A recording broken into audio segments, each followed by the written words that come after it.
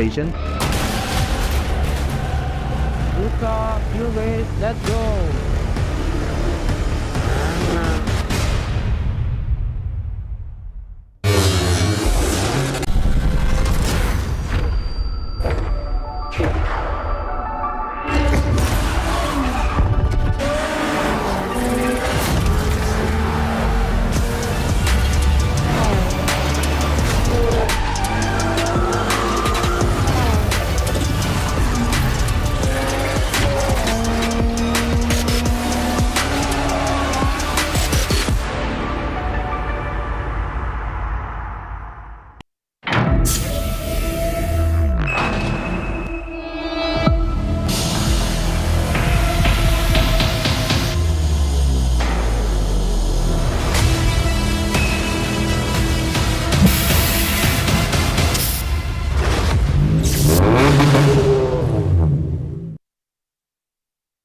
Just what on earth is Gazoo Racing? Gazoo Racing is a spirit. The spirit of pushing one's limits. It's more than just a badge, a symbol, or a poster on the wall. Gazoo Racing is Kaizen of competitiveness. It's the rubber hitting the road again and again and again. Fine-tuned on the world's most demanding racetracks. Powered not just by all forms of energy, but also by our passion to accelerate, exhilarate, elevate the Toyota mandate of making ever better cars. Moving not just people, but the human spirit forward. This is our spirit. This is Gazoo Racing.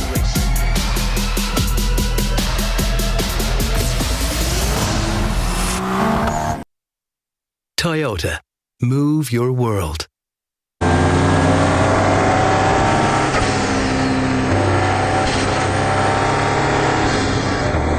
That's how you make performance tires.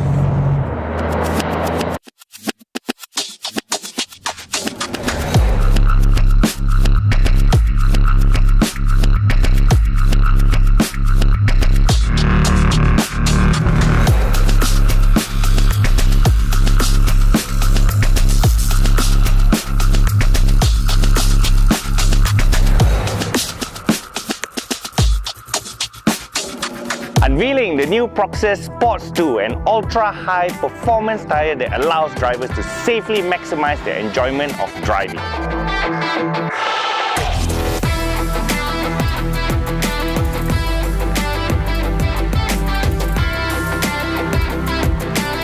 With a tagline engineered for excitement, Proxes Sport 2 is optimized for the high-torque powertrains to deliver an exciting ride for all sports car drivers. The all-new Proxes Sports 2 is the newest addition to Malaysia's popular Proxes Sports range for the passenger and SUV car tires, offering two excellent features that sets it apart from its predecessor: precise handling and exceptional wet grip. The tire's precise handling enables drivers to navigate corners with ease, while its exceptional wet grip provides superior traction on wet roads, ensuring maximum safety and stability even in challenging weather conditions.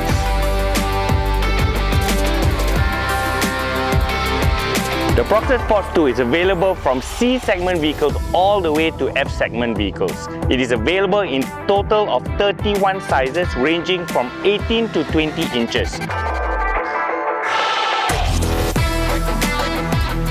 For more information on the latest Proxes Sports 2, please visit our authorized Toyo Tires dealer network nationwide. Toyo Tires.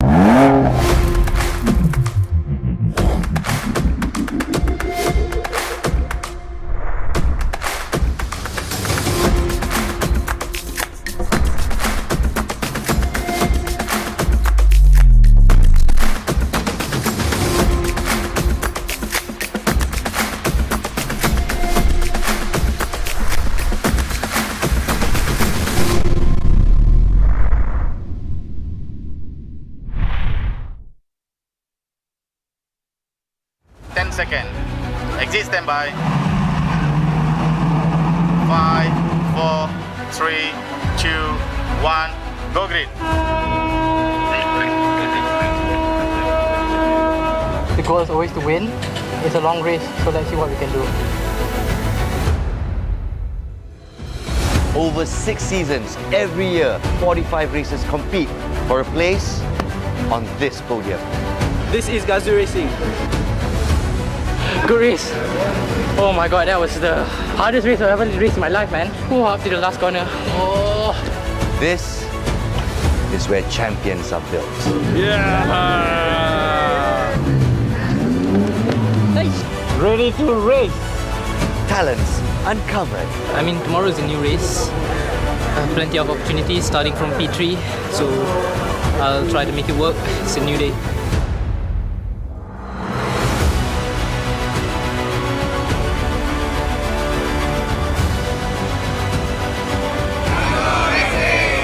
Rookies nurtured. Yeah! Yes! Let's freaking go! We won, baby!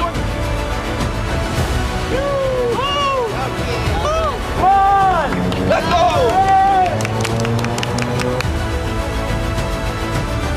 We feel like we have the potential. We're gonna get this one.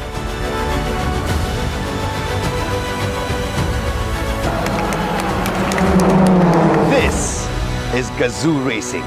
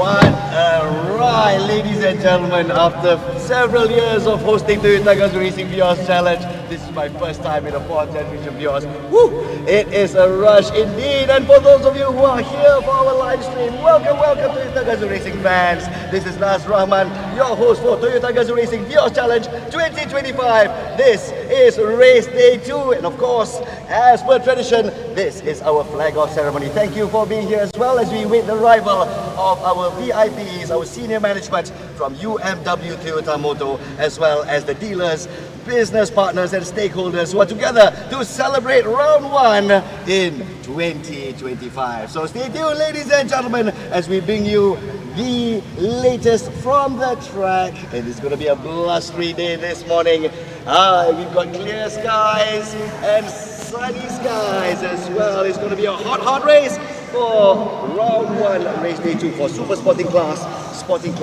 as well as our rookies as well. So we're going to get up close with our rookies in just a few moments.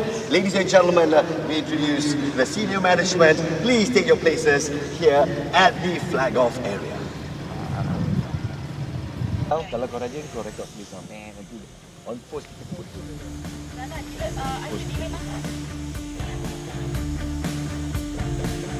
Kita take okay bro, nampak tak?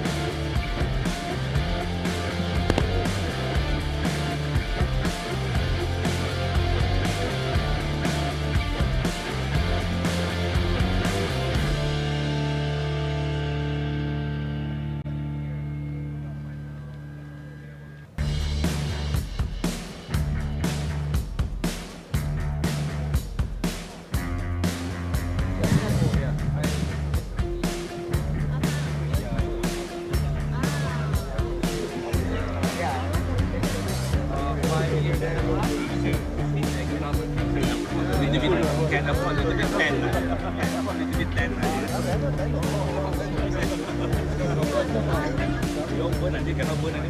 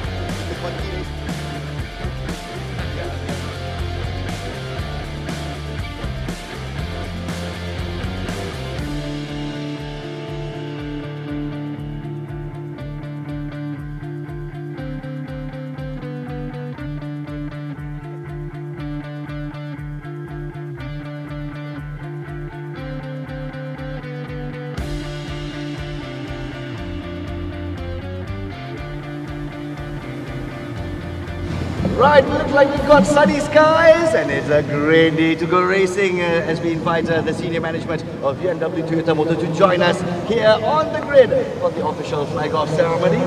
Ladies and gentlemen, of course, we welcome the arrival of Hideyuki Kawada-san, Mama Shamsu Muhammad Zain, Encik Farid Muhammad Sharif, Executive Directors of BMW Toyota Motor. We welcome Director Mr. Sean Leng, not to forget the senior management and staff of BMW Toyota Motor. Joining here with us is our beloved business partners, stakeholders, vendors and dealers, and of course our honorable racers and drivers, all the teams competing this year in round 1 of Toyota Gazoo Racing Vios Challenge 2025.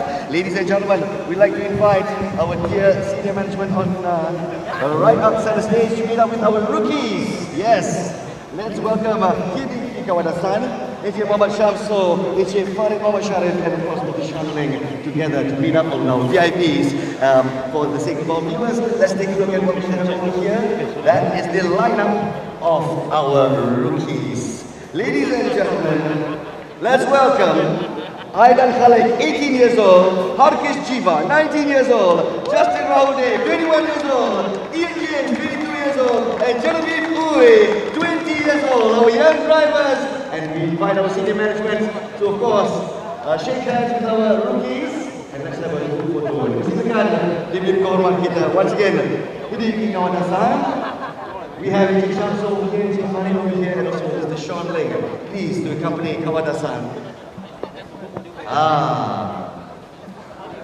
Ladies and gentlemen, this is the hope for the future. Grassroots motorsports is taken seriously as far as Toyota is concerned. The Toyota Gazoo Racing Young Talent Development Program has become a key platform for grooming Malaysia's future motorsport stars. And so today, 22 drivers have graduated, with over 10 currently competing in road races, and 4 already earning victories and championships on the international stage. So, to our dear senior management, as well as our dear rookies, let's take a look front, right at the front.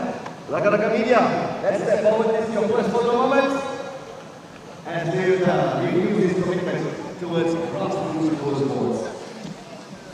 These 5 drivers, for some of them, it's their first time on track, and it's on hallowed ground, Sepang International Circuit, the place where young stars are born and made.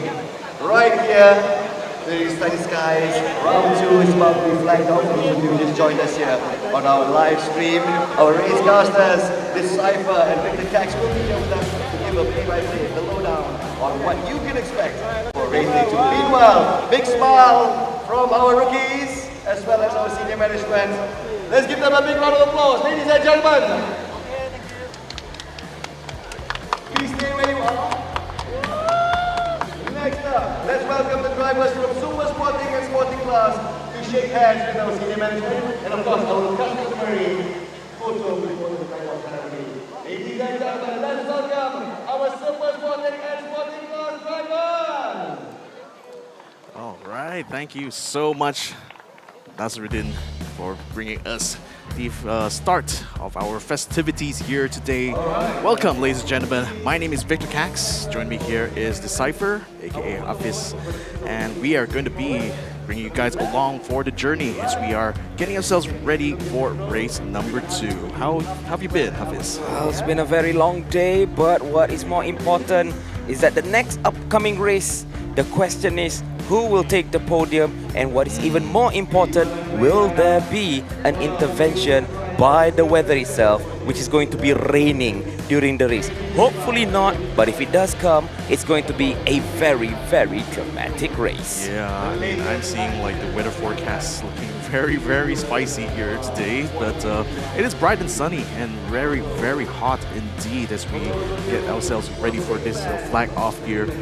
It's great to see the support that Toyota has been providing for the motorsports community here in Malaysia, and it's exemplified by what we're seeing before our very eyes. 36 drivers out here in Sepang International Circuit to take part in the TGR Vios Challenge, and boy, what a journey it has been. Like, reflecting back on the last 8 years of Toyota's involvement in Malaysia's motorsport scene, is certainly a joy to see the level of success that this has brought for us. Yes, exactly. And having said that, we'd like to say thank you to all of the management for Toyota Gazoo Racing for continuing this tradition, because this is not just a normal race, as you mentioned, a platform for younger generation to flourish, a platform for professional drivers to come into racing and bring those action to those who love watching the action across the tarmac. Yeah, so much love and support for everyone here, out here, really just living the dream, as it were. You know, for some drivers, you know, starting from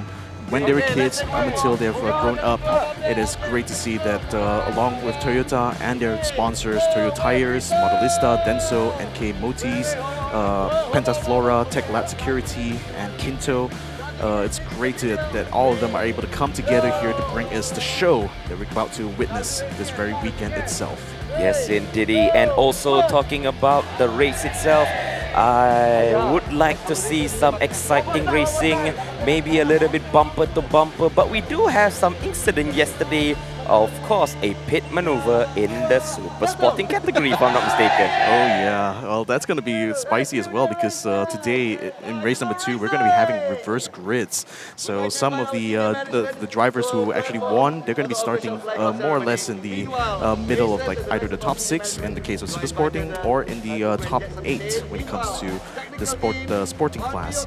So yeah, there's going to be a lot of like things to keep track of with like the pit maneuver that Timothy Yeo had on William Ho. Well, both of those guys will be starting on the front row later on when we get into the super sporting class. So that will be an exciting like round number 2 if we're coming into race 2 here today. But as far as the sporting class itself, like, I'm so looking forward to whether or not Adam Mikhail can continue his momentum from last season to defend his championship, or will Juan He's like a brand new surge in performance in yesterday's race, is that going to come to fruition? Yep, exactly. And I totally agree with Adam Mikhail.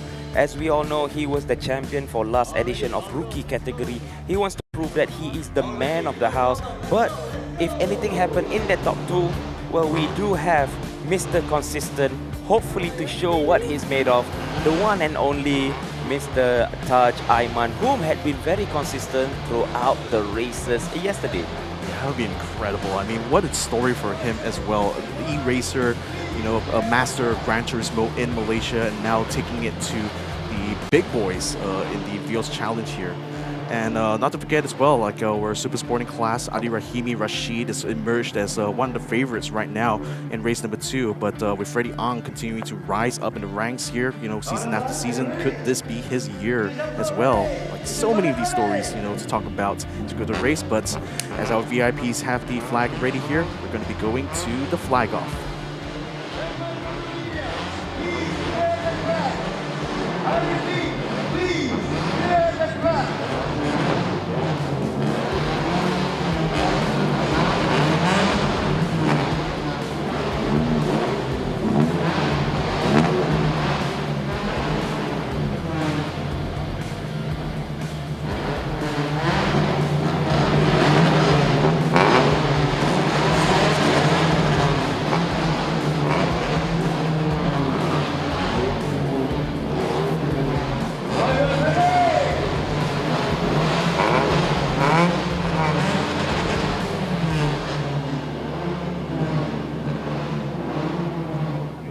Flag ready!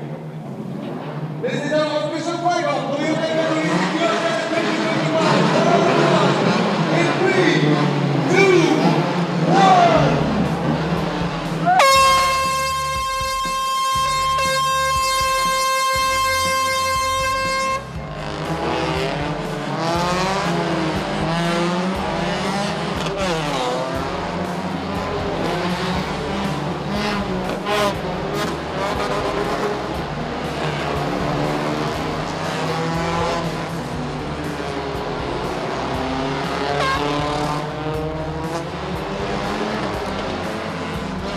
Right, wow, I just love it every single time I hear all these Toyota Vioses roar their engines in unison coming out on the track here. 36 cars are out on track. You can see all the beautiful and varied liveries of every single team that's being represented in this championship here. And I'm sure that all of these drivers here are glad they can be all together here as part of the Toyota community, as it were. Remember, this is only a flag off ceremony. You're not supposed to race, you know. You better not start racing, you know. Suddenly you see race director, hey, this is a flag off. Suddenly they start racing, going off at turn 4. That will be something special to see. I mean, you know, with Godzilla like invading our track yesterday, I guess anything can really happen at this point. Anything can happen, but again, I mean, as you mentioned, the roar of the engines, the speed, and also the smell of burning rubber. It's always those things that keep us spectators alive and wanting more. And especially when we look at what happened in turn 4, I mean, throughout the practice, throughout the qualifying, turn 4 has been a challenge to almost every single one. But hopefully, for today's race, that is not going to be an issue. Hopefully. Well, you know, like the way I think about it sometimes, right, is like if you're, as a racing driver, if you're not really pushing the limits, as it were, you're not really racing that hard, are you? So I wouldn't fault them too hard for going off track in turn 4. After all, the track limits there can be really tricky, especially when you're on the limit, as it were, isn't it? But yeah, let's hope that today is going to be a very fun and exciting race for all you viewers at home, and especially as we see these cars come around, like wow, it's just such a scene, is it? You know, to see all these Toyota Vioses gathered out here in Sepang International Circuit. And also talking about all of the drivers, I mean, not to forget all of our 5 new rookies who have shown great pace. I mean, in between all of those 5 drivers, only like a few tenths of a second that separates each of them. So we have a close bunch in the rookie category, and I really hope that they can show more action in this second day of the race. Wow, I mean, even from the action we got yesterday from Aidan Khalik as well as Hakish Giva, who ended up winning the rookie class yesterday after losing the lead. In fact, like, he actually had to fight back in order to take that win. So I'm excited to see whether the rookies will continue to show up here. But yeah, a lot of things are going to be at stake here. You know, the start of the season is always a tone setter, as it were, because in this championship round of 2025, you know, we're going to have 3 rounds that are officially in Sepang, and we got 1 mystery round that's going to be coming up in October. You guys will be like excited to find out. We're going to keep it a little bit of a surprise here for us in the broadcast, but I can tell you the plans that Toyota has here is certainly getting me a little bit giddy inside. Of course, and one of the new things that happened, maybe for those who did not watch the qualifying session, is we have 2 shootouts. Yeah, exactly. Something which is very new. Only top 8 will advance into the second shootout, and I believe that is 61 Mitchell Chia.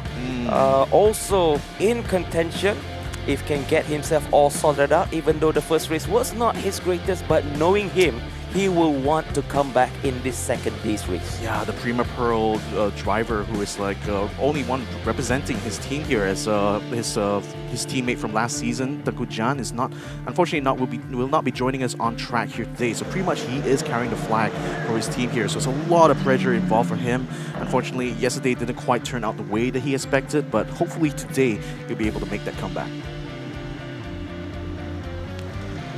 There we had Brandon Ho, who is in the car number 7, Axel Sports. He's also a former rookie himself, also an e-racer, funny enough, and has been showing himself to be a very strong competitor in that field. And it's great to see that he's also able, just like a lot of other sim racers we have here, to be able to join in with the big boys. And hi, everybody, welcome into the studio here. We are all excited because now we're going to be going into our sporting class race. Yesterday we saw race number 1. It was fairly incident-free, but a lot of really exciting battles actually happening out on the track, particularly with Adam Mikhail being in the lead and being pressured throughout the entire race by Juan He. I think that's shaping up to become quite the rivalry in the sorting class this year. Yep, I totally agree on that notion, and hopefully that that two races can be consistent throughout the season.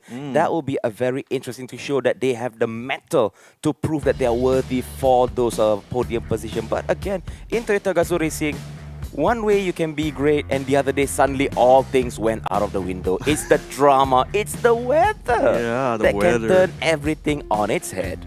Anything can happen down the track, you know. Godzilla can come in, King Kong can come in. Heck, let's have a Transformer in here. Why not? Like, let's have one of the Toyota Vioses like join in the kaiju battle. That would be a really fun thing to see. But we got real life motorsport action here to talk to you guys about. Let's have a look at some of the highlights from yesterday's races here. Starting with our sporting class drivers here. Wow, I mean, again, a lot of new faces have joined us here in 2025. Like, we got former rookies, even from several years past, coming in.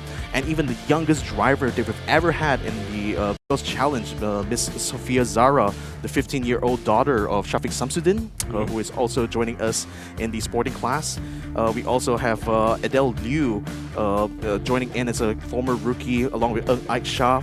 Both of them are driving for Team Focus, and also for Aisha, she's driving for GTA Racing Team. Yes, also returning as mentioned, Mika Hakimi, the two-time gold medalist at Sukma last edition for sim racing. So we have a mixed bag of high reputation drivers in our races for this edition of Toyota Gazoo Racing 2025 round number 1, and I just can't wait to see who will become the champion for this round. Yeah. I think a lot of attention as well being brought to some of the international faces that we have in this race.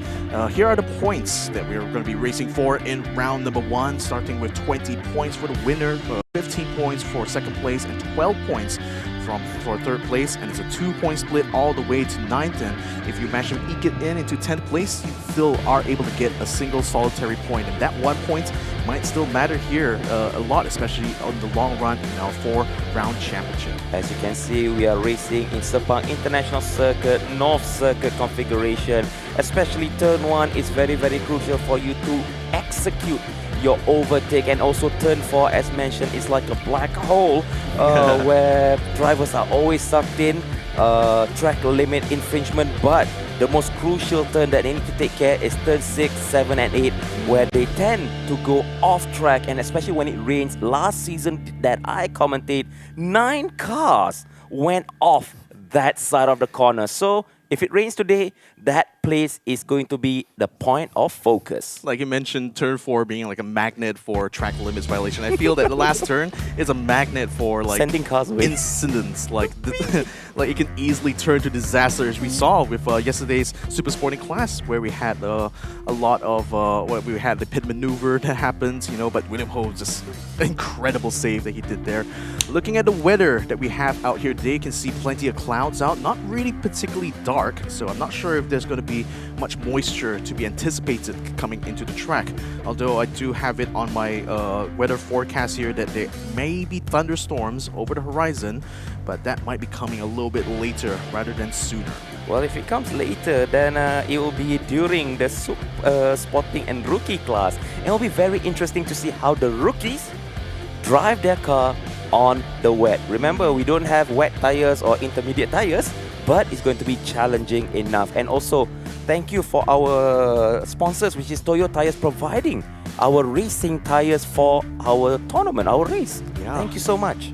It's funny enough, like I can think of like the the road style tires that Toyo has graciously provided us in this race. It's sort of somewhere between an intermediate and wet tire, if you think about it. But it's a very super capable tire that handles robust and it handles all sorts of different conditions down the track. And what better way to demonstrate that by putting it in the hands of our professional racing drivers here in Sabang International Circuit. 5 minutes before race start, as you can see on screen. But before that, bagi anda yang baru saja masuk, Assalamualaikum, salam sejahtera dan selamat tengah hari. Anda bersama kami, saya Hafiz Abedi Cypher dan juga Victor selaku pengulas rasmi anda untuk Toyota Gazoo Racing 2025. Yeah, thank you so much, Tato Kenfu. He's driving for Kulim Top Wheels and he's looking so excited here, even though it's definitely going to be hot and toasty in that. But look at the spirits that this man has. Very much one of the older drivers on here, but you can't really tell that from the enthusiasm that he shows on the camera. Yes, indeed. And also, if you want to buy, we also have our models that is out for sale, including, wow, I would like to have that one. Yeah, the GR86 is such a beautiful machine. Certainly the envy of a lot of car enthusiasts out here in Malaysia. But you also can enjoy, together with your whole family, if you buy this one car, the Camry, as well as the hybrid electric version of the Camry. Two different options here, and certainly very eco-conscious, options that are being provided here by Toyota. And also here is our driver, Mika Hakimi, just now was discussing with his crew about how to tackle certain areas of the track. He knows his stuff, but sometimes crew chief also may provide some additional input, which sometimes the driver might miss out. Exactly. Racing is always a team effort out here. I mean, Raja Amiro for TD Racing, he is coming in as like a sim racing, from a sim racing background, so he really relies on his team here in order to get him prepared coming into Sabang International Circuit. And certainly the transition, from racing in virtual and now into reality, can be a really tough one for a lot of drivers, especially if they are not, if they're not used to the physicality of actually driving on the track.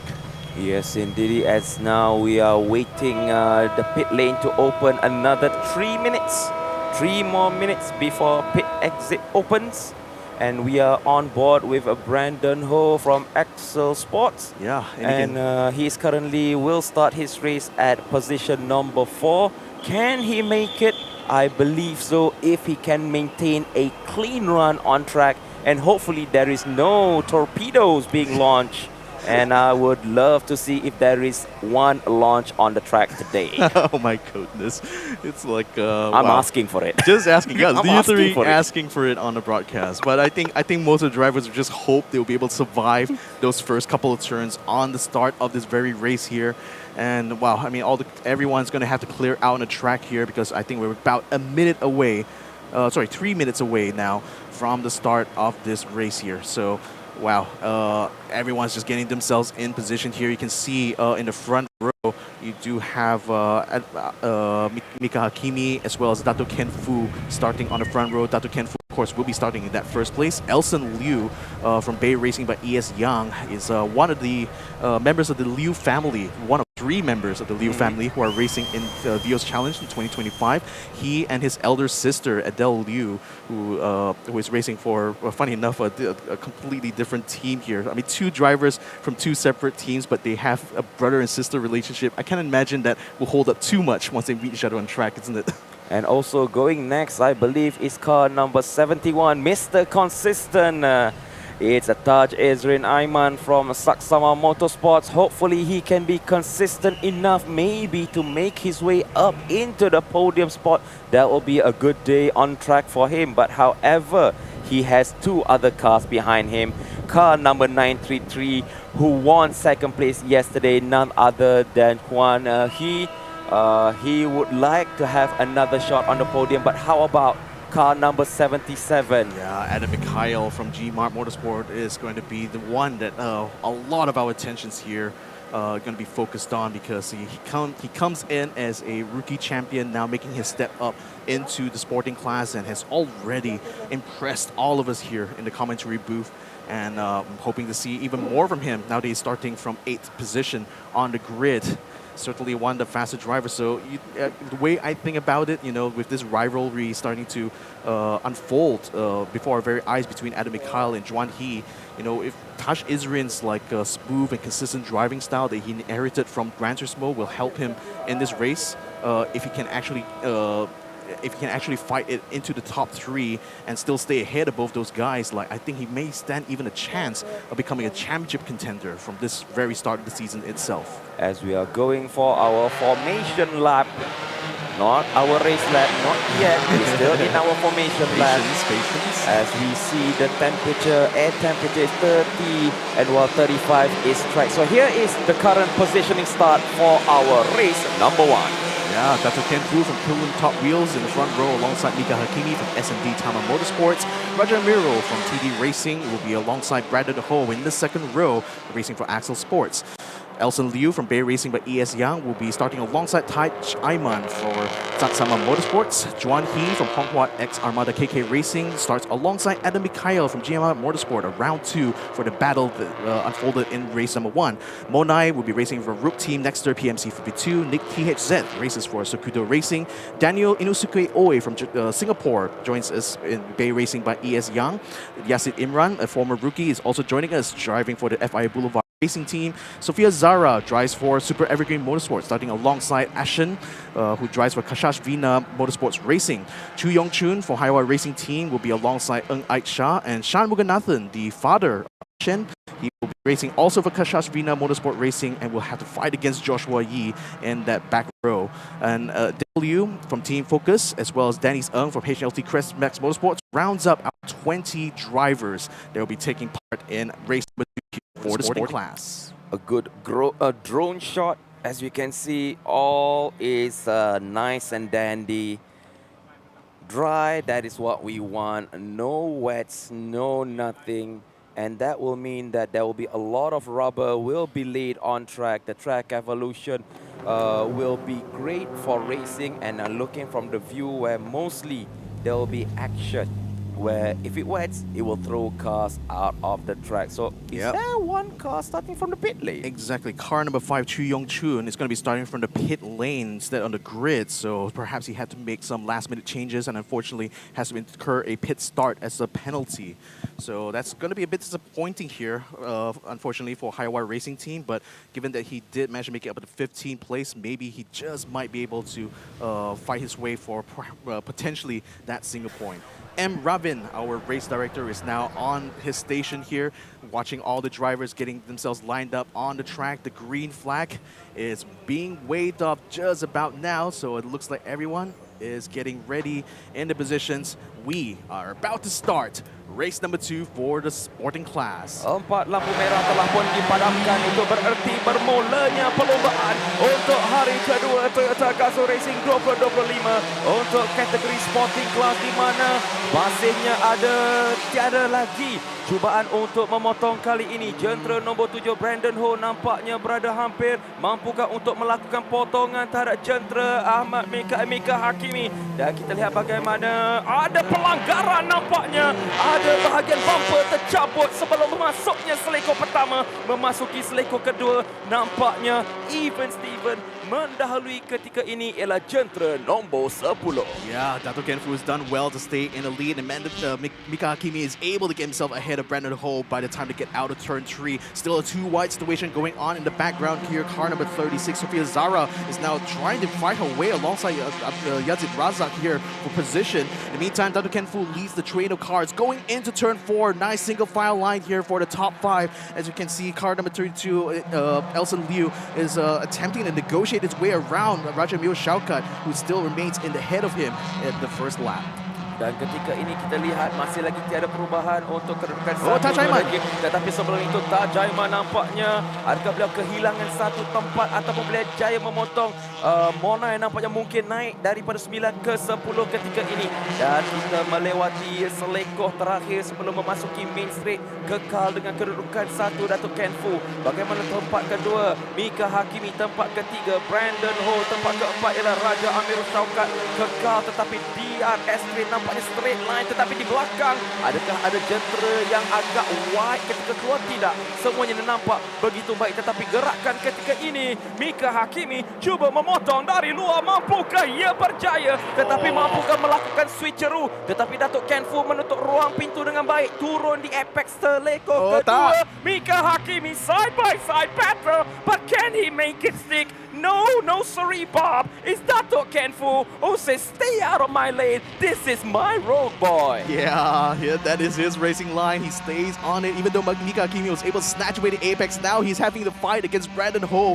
for second place going into turn 4. This is exciting stuff here as Mika raises his hand in frustration as his attempt to take the lead from Datuk Ken Fu has resulted in him losing yet another place here, this time to Brandon Ho of Axel Sports. Oh, that was a risky move. High risk, high reward. But however, your gamble did not work.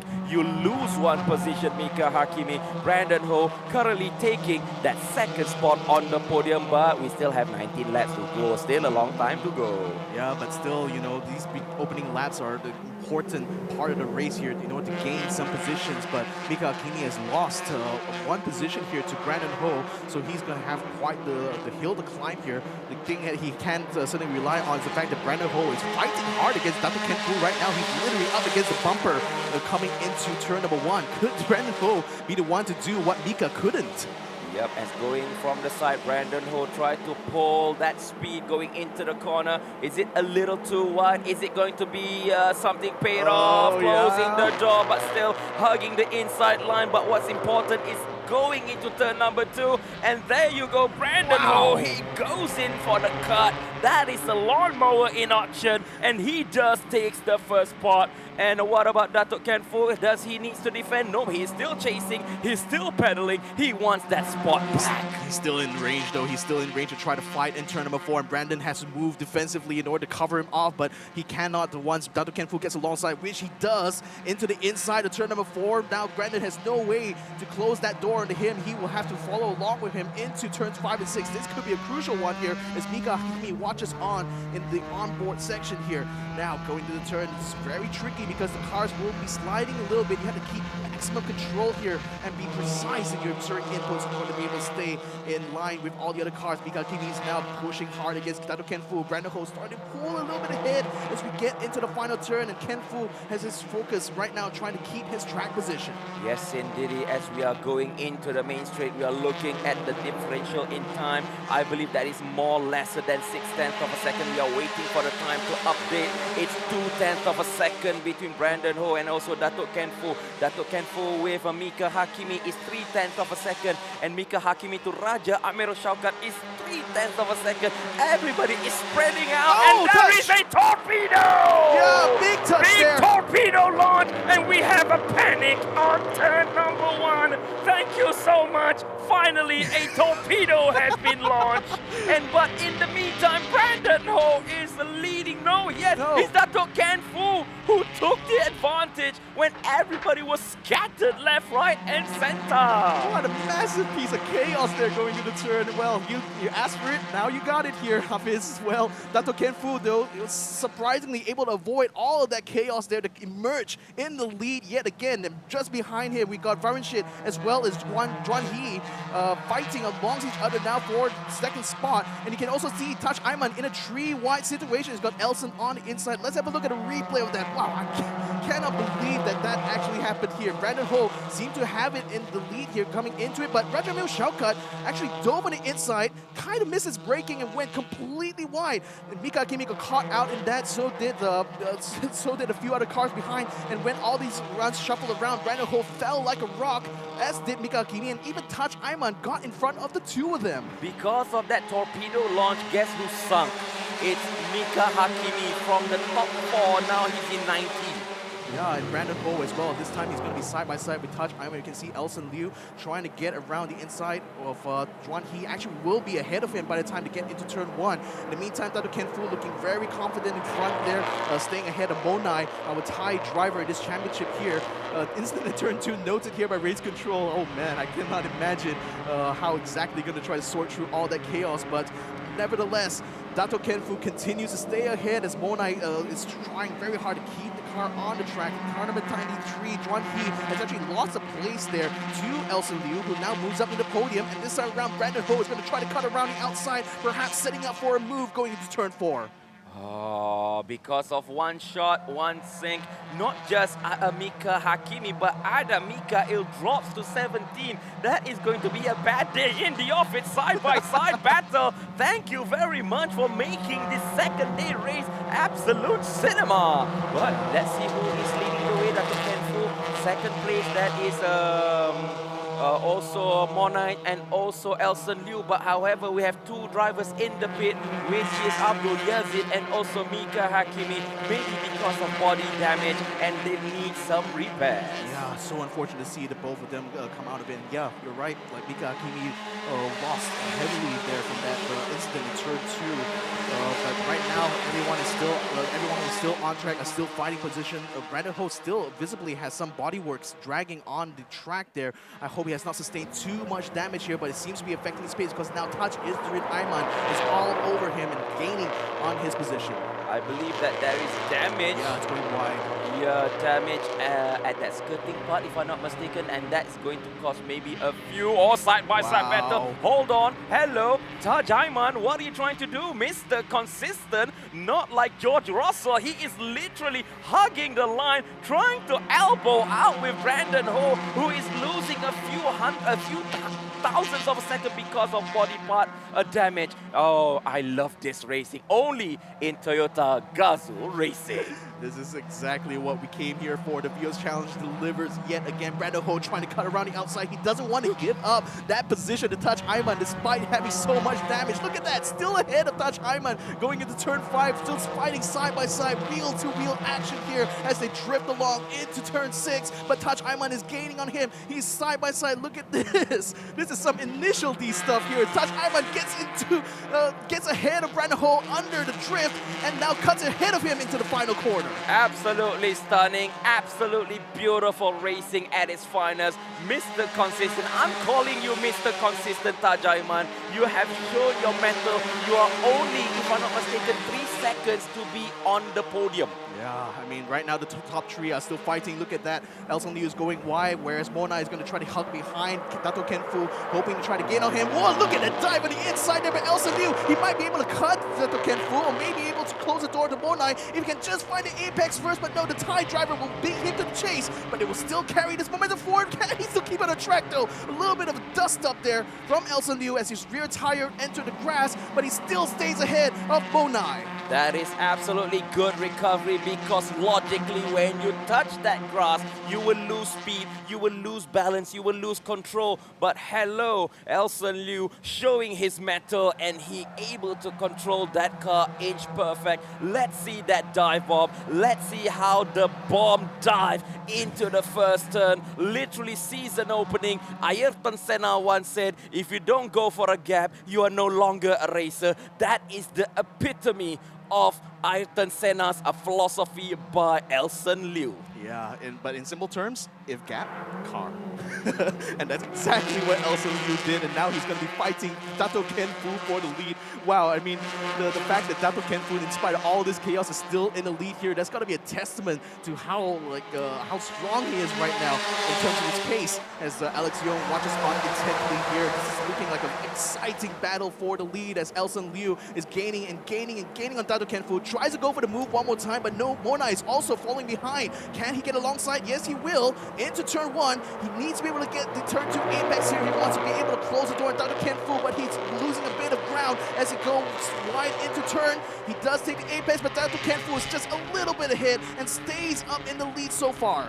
Yep, it seems like Elson Liu is literally everywhere behind that car, trying left, trying right, trying to force an error. Because as you know, defending, you'll always look the car behind through your side mirrors. A split second of, what do I say, you telelap, you mislook, it's going to be game over. But it's still the battle for the podium. It's all within 0.2 of a second. But however, we just lost the fact that Brandon Ho actually overtook Taj Aiman somewhere behind. Okay, so he's actually coming back here. So that's actually good news here that Brandon Ho, in spite of the bodywork damage, is still able to stay competitive here, at least against Taj Aiman. Top 3 drivers are already very much ahead here by 2.5 bit seconds here. But surely with all this like jostling going around in front there, that's going to bring them closer and closer to the clutches of Brandon Ho, who seems to actually gain a little bit out of that final sector. Not just that, he just clocked in the fastest lap while everybody is doing a 1:26. He's doing a 1:25.8 right there. Yeah, one more time, Elson Liu goes wide. Monai falls behind. Dato Kenfu stays on his defensive line. It's going to be a repeat of last lap, or will it not? Elson Liu is not able to get alongside. Gives a little bit of a love tap right behind Dato Kenfu, but unabated, he continues to lead them into turn number 2. The lead still held in his hands. Goodness gracious, he just closed the door, does not want to take the bait, because as you know, it's that turn 2 which is very important. The switcheroo can happen, but Dato Kenfu is having none of it, and still the fastest car on track, which is held by Brandon Ho, as I mentioned, 1:25.878. Yeah. Incredible time there. Brandon Ho, ooh, a bit of a touchdown to Monai. He's now trying to get alongside. Look at the bumpers. Ripped off a bit from Monai. That's going to affect him aerodynamically speaking, because now he's going to be experiencing a lot more drag, which might actually help Brandon Ho in his case, because his side skirt is still hanging off the side. Monai is now trying to get alongside. Look at Taj Aiman also around the outside. He's attempting to keep this 3 cars sliding their way through turn 6. A beautiful shot here as now Taj Aiman goes around the outside and takes it in the final turn. What a overtake. 2 cars in one move, and look at that bumper flying high like a flag. That is going to cause a lot of aerodynamic inefficiency, but side-by-side battle, that is Monai together with Brandon Ho, side-by-side battle. The flag is still flying high, but can we see Elson Liu, another dive bomb from the outside, looking for the switcheroo, the front. We're looking at the front. What happened? Oh, still in front though. Dato Kenfu is still in front. Is still in front, okay, yeah, but still fine. Monai though, he's lost his position here to Brandon Ho, and that bumper is increasing the amount of drag he's experiencing right now, so he's losing a lot of top speed here on the main straight. Elson, in the meantime, actually lost out a bit of pace here compared to Dato Kenfu as he come out to turn 4. And also, just to update, Monai did lose a spot, and in the meantime, we forgot Taj Aiman is on podium. Where did he came from, Mr. Consistent? Literally from Saksama Motorsports. Oh my goodness, we have a party on Sepang International Circuit. Yeah, I mean, he literally got that pass from the final turn as Brandon Ho and Monai were experiencing difficulties trying to pass each other, and he actually came out on top. A podium finish here would be an incredible consistency for Taj Aiman, as he did finish in 3rd coming into race number 1. Elson Liu, though, nothing but a win here is going to satisfy him as he continues to hound on to Dato Kenfu. 11 laps still remaining. He is still at the halfway point, but the action has not let up even a single bit. As we can see, 2 cars. Who is car number 9? Nick THZ. Because he also has a body damage on the bumper. Get back to the action, because a dive bomb is going in motion, going from the outside line, but can Dato Kenfu make it stick, holding the door very close, but this is the important part, diving onto the apex, and still Dato Kenfu has the lead. Oh, that looks so close there. I mean, I think they may have touched, but Elson Liu was almost hooked onto the right rear of Dato Kenfu going to turn 2, and I was afraid it was going to be a bit of an incident there, but thankfully, I mean, Dato Kenfu, his mental fortitude, it's got to be amazing. In spite of all those attacks there, he was still able to defend and to defend and to defend and continue to stay in the lead for 10 whole laps. Well, that shows he has experience and he knows his racecraft very, very well, and that is solid, good defending. But however, as we can see, the gaps currently for Elson Liu to Dato Kenfu is 3/10 of a second. Mr. Consistent is, I take it back, Mr. Consistent is 1.6 seconds, but here I believe there is a action from behind. Car 66, and is there a torpedo? Yes, yeah. We have not much of a torpedo. Oh, that is a damage. huge impact. That is a huge impact. Car 69 That is Mr. Arumugan Shanmuganathan with a second torpedo on track. Yeah, massive damage onto the back of Joshua Yi though, and that's certainly going to affect him a lot. Elson Liu, ooh, look at that, almost had a peek on the inside, but Dr. Ken Fu couldn't react in time. Elson Liu snatches the inside line from him now. This is going to be the moment for him to actually close the door because he needs to get a turn 2 immediately, but Dr. Ken Fu is still staying on the apex. It's still side-by-side action now going into turn 3. I believe that Dato' Ken Fu, kind of like the exit was not that great. He needs to close the door. There may be a little bit of a tap with Mr. Consistency, but Taj Aiman taking the high road not to force the motion. But as we go into this turn, that is number 7, that is Brandon Ho sniffing. There is an option, even though we see parts of his car is literally falling apart. There is a item fell apart. Taj Aiman said, bye-bye. I'm going through. I'm going for the second spot on the podium. Mr. Consistent strikes again. My goodness, Taj Aiman just benefiting every single time that Brandon Ho attempts to make a move. That's got to be frustrating for him. But wow, the fact that Brandon out of nowhere is still able to fight with our top 3, this is incredible stuff here. 9 laps still to go in the sporting class. I still have no idea how this is going to turn out. I wonder how many cars still have their bumpers because they have been flying left, right, and center. So currently, we see Elson Liu in first, second is Taj Aiman, Dato' Ken Fu drops to third, but Brandon Ho, even though with so much damage, still 2/10 of a second, he still have a lot of life in him. Going from the outside, Dato' Ken Fu close the door, and is there gonna be a love tap? No, everything is fine and dandy. Sabar. Dia naik atas curb, naik atas rumput, and that is a tap! That is a tap by a Brandon Ho. I mean, if this was fighting with swords, they are striking each other now. Yeah, striking so hard. Brandon Ho now able to stay side by side here. Monai's bumper still hanging on for dear life here as his track position. In the meantime, Taj Aiman is actually gaining onto Elson Liu coming to turn 4. We might actually see yet another battle for the lead unfold before our very eyes. Look at the damage going on behind Dato' Ken Fu's car. Maybe that might be affecting his pace somewhat because he seems to have dropped off quite a bit. In fact, yes, that bumper hanging off is certainly not going to do him any favors. Yeah, if that was Magnussen, that reminds me of Magnussen somehow when he asked, did my front wing fell off or something? But this is, okay, what's the replay? This is the overtake. And the touch that we had out of turn 2, a little bit of a tap, and that is enough to actually unsettle the bumper in the rear and cause Dato' Ken Fu now to lose his aerodynamic performance. Yeah, oh, that is going to drag the car going on the main straight. But however, our focus is car number 71 now. Let's put that aside. That is a 3-way battle. Oh, but hold on. Full course yellow. We have a full course yellow suddenly. Is this going to stop the overtake? Because they have to not overtake. If they overtake here on a yellow flag, it's going to be a very long day at the steward's office lah. Long day is really understating it somewhat, but now is going to be a bit of a reprieve actually for some of these drivers because that was some intense racing that we saw for several laps. So this was the reason for the full course yellow. The car is stricken on the track here. Yes, Adele Liu, car number 68, unfortunately is inside the sand traps.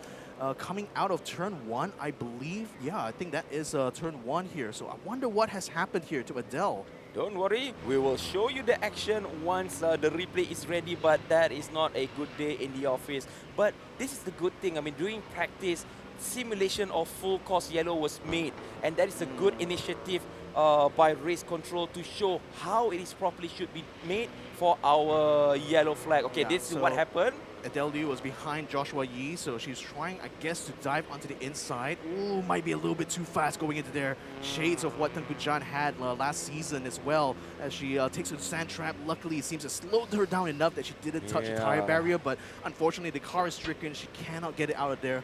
What a shame here for Adele Liu. Well, the gravel trap will really trap her. She can't move. And also, she maybe because I think maybe some issues with the brake because she just went straight. Yeah, I mean, like Tengku Jan experienced a brake failure here, and I guess like she really wasn't able to get the car stopped in time. So now we're still going to be running in a FCY here in order to get Adele's car cleared out from that runoff area. Sorry, from the sand traps.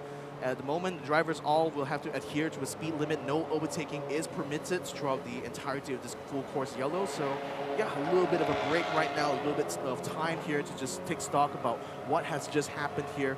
At the moment, Elson Liu is now the race leader here. He is being chased by Taj Izrin Ayman, and this full course yellow is certainly an opportunity now for them to get their tires and brakes cooled down, because mind you, it's actually a lot hotter today compared to yesterday itself. So I wonder how the tire management abilities are going to be able to hold up this treacherous. And also, we just got news from race control is go, go, go. We are going racing. Green flag, focus to the race. This rim tire can go beside for a moment. We're going into the first turn. Who is that? Car number 81, Raja Amir Shaukat, still hold to his position in number 8.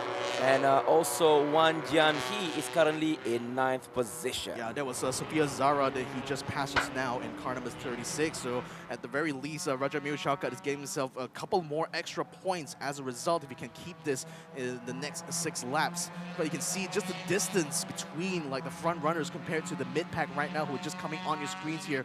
You got Sophia Zara now trying to defend against car number 93 here.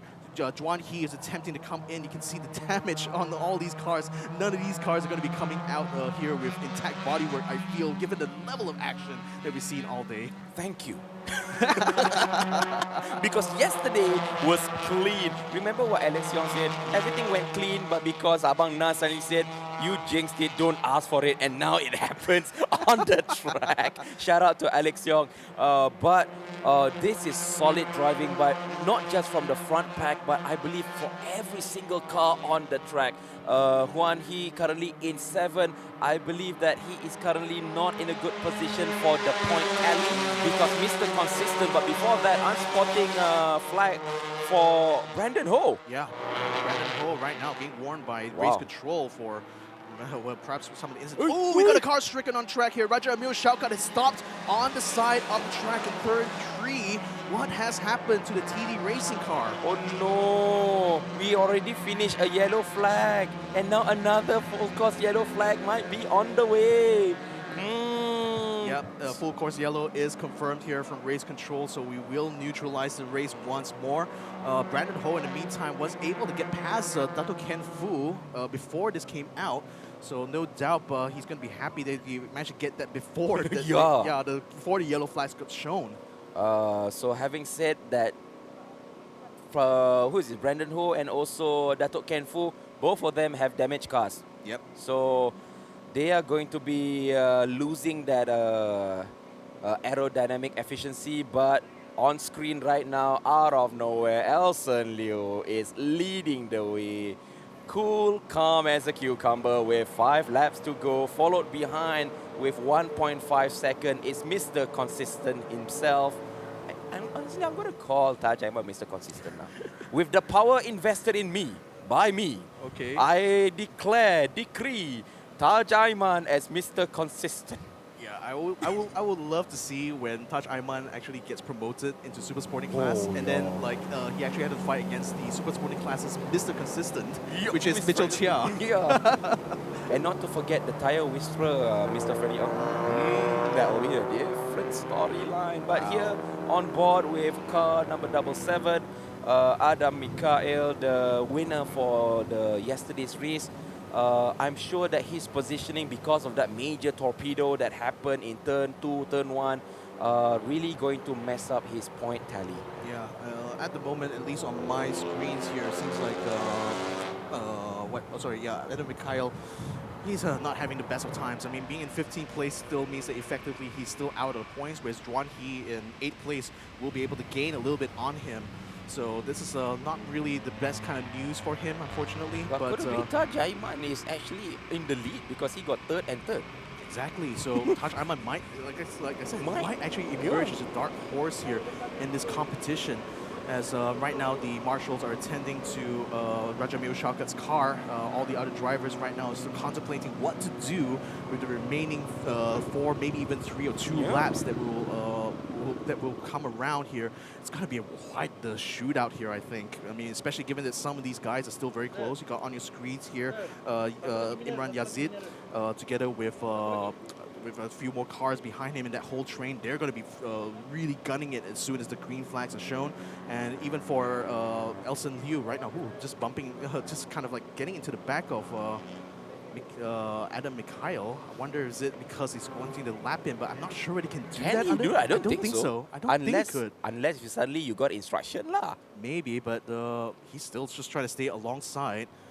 Don't overtake. Yeah, don't overtake. Just don't take the race. Just the rules say don't overtake. So, but consider this as well. If the green flag does get shown in short notice, he needs to be able to clear Adam Mikhail so that he can continue to stay ahead of Taj Ayman. So this could be a tricky situation here. We still are waiting. We see a notice here from race control, and I think the green flags might just be coming off now, and yet we are already going off the racing. Now Elson Liu is going to have to defend. Adam Mikhail stays wide. Look at that. Taj Ayman trying to go for a dive around the outside. Couldn't quite get alongside until he gets in the middle of the corner, but still Elson Liu is clearly ahead and still will be able to maintain his lead coming out of turn 2. Oh, that is a very... Did that bonnet just jump? It did. Okay, now we have a potential aero damage for Elson Liu, but Taj Ayman, Mr. Consistent, is currently very close. 1.1 second on board currently with Adam Mikhail. I think he already he didn't get blue flag because he already gave way for the two drivers lap. But the race focus is right now Mr. Consistent going up against Elson Liu with only 3 laps to go. Will there be a drama heartbreak for Elson Liu, or will Elson Liu clinch that first place position? He just needs to hang on to that track position here ahead of Taj Ayman, and he will do it. 1 second gap around the last control line here. Let's see what will that shrink into by the time we come onto the main straight. Taj Ayman is not letting go of this opportunity right now because he might just emerge out this weekend as having the most amount of points out of anyone in the sporting class, and wow, quite a way to become a championship contender, isn't he? But at the moment, it's only Elson Liu that stands in the way of absolute victory here in race 2. And the gap is 7/10 of a second between Elson Liu and also Mr. Consistency. Going into the first turn, tires screeching, rubber burning, but everything is fine and dandy. It seems like Taj Ayman is not attacking yet, possibly maybe in the final lap. I believe that the attack will be in the final lap between Taj Ayman and also Elson Liu, but that is just my humble opinion. But look, there's nobody behind. Where is Brandon? Is nowhere to be seen. Yeah, unfortunately.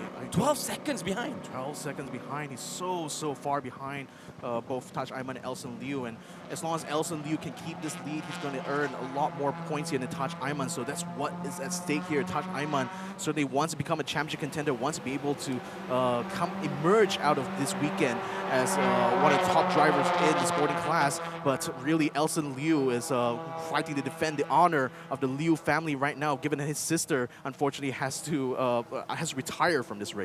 Yes, indeed. And look at that damage. Look at that floor damage. That is sure going to cause aerodynamic deficiency. That is on Brandon Ho. Is currently 12 seconds.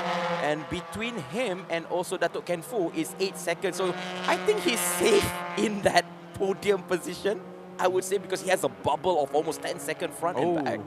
A bit of a notice here from race control. Car number 7, Brandon Ho overtaking car number 70 out on track. That's going to be investigated here. Taj Ayman goes around the outside, goes way too wide there. That's ambition above adhesion here for Taj Ayman as he misses braking, attempting to make a move in Elson Liu, but loses out massively as a result. As mentioned, he was going to attack on the final lap, but I think his braking just did not want to brake. The steering doesn't want to turn, and he went wide. But play it safe. Don't go on that gravel trap. You do not want to lose. You do not want to be. But however, going side by side into turn number 2. Who makes it? That is a very nice call by Monai, taking the 4th spot, and somebody just hit the dirt. Look at that car damage. Wow. 3 of those cars will lose their bumper by the end of this race. This is the last lap here. This is the final opportunity, and Nick TNZ actually emerges out of the chaos here to stay ahead of Monai and Dato Ken Fu, who loses 2 places. As a result, Elson Liu, though, is coming around the final corner. This is incredible victory here for the driver.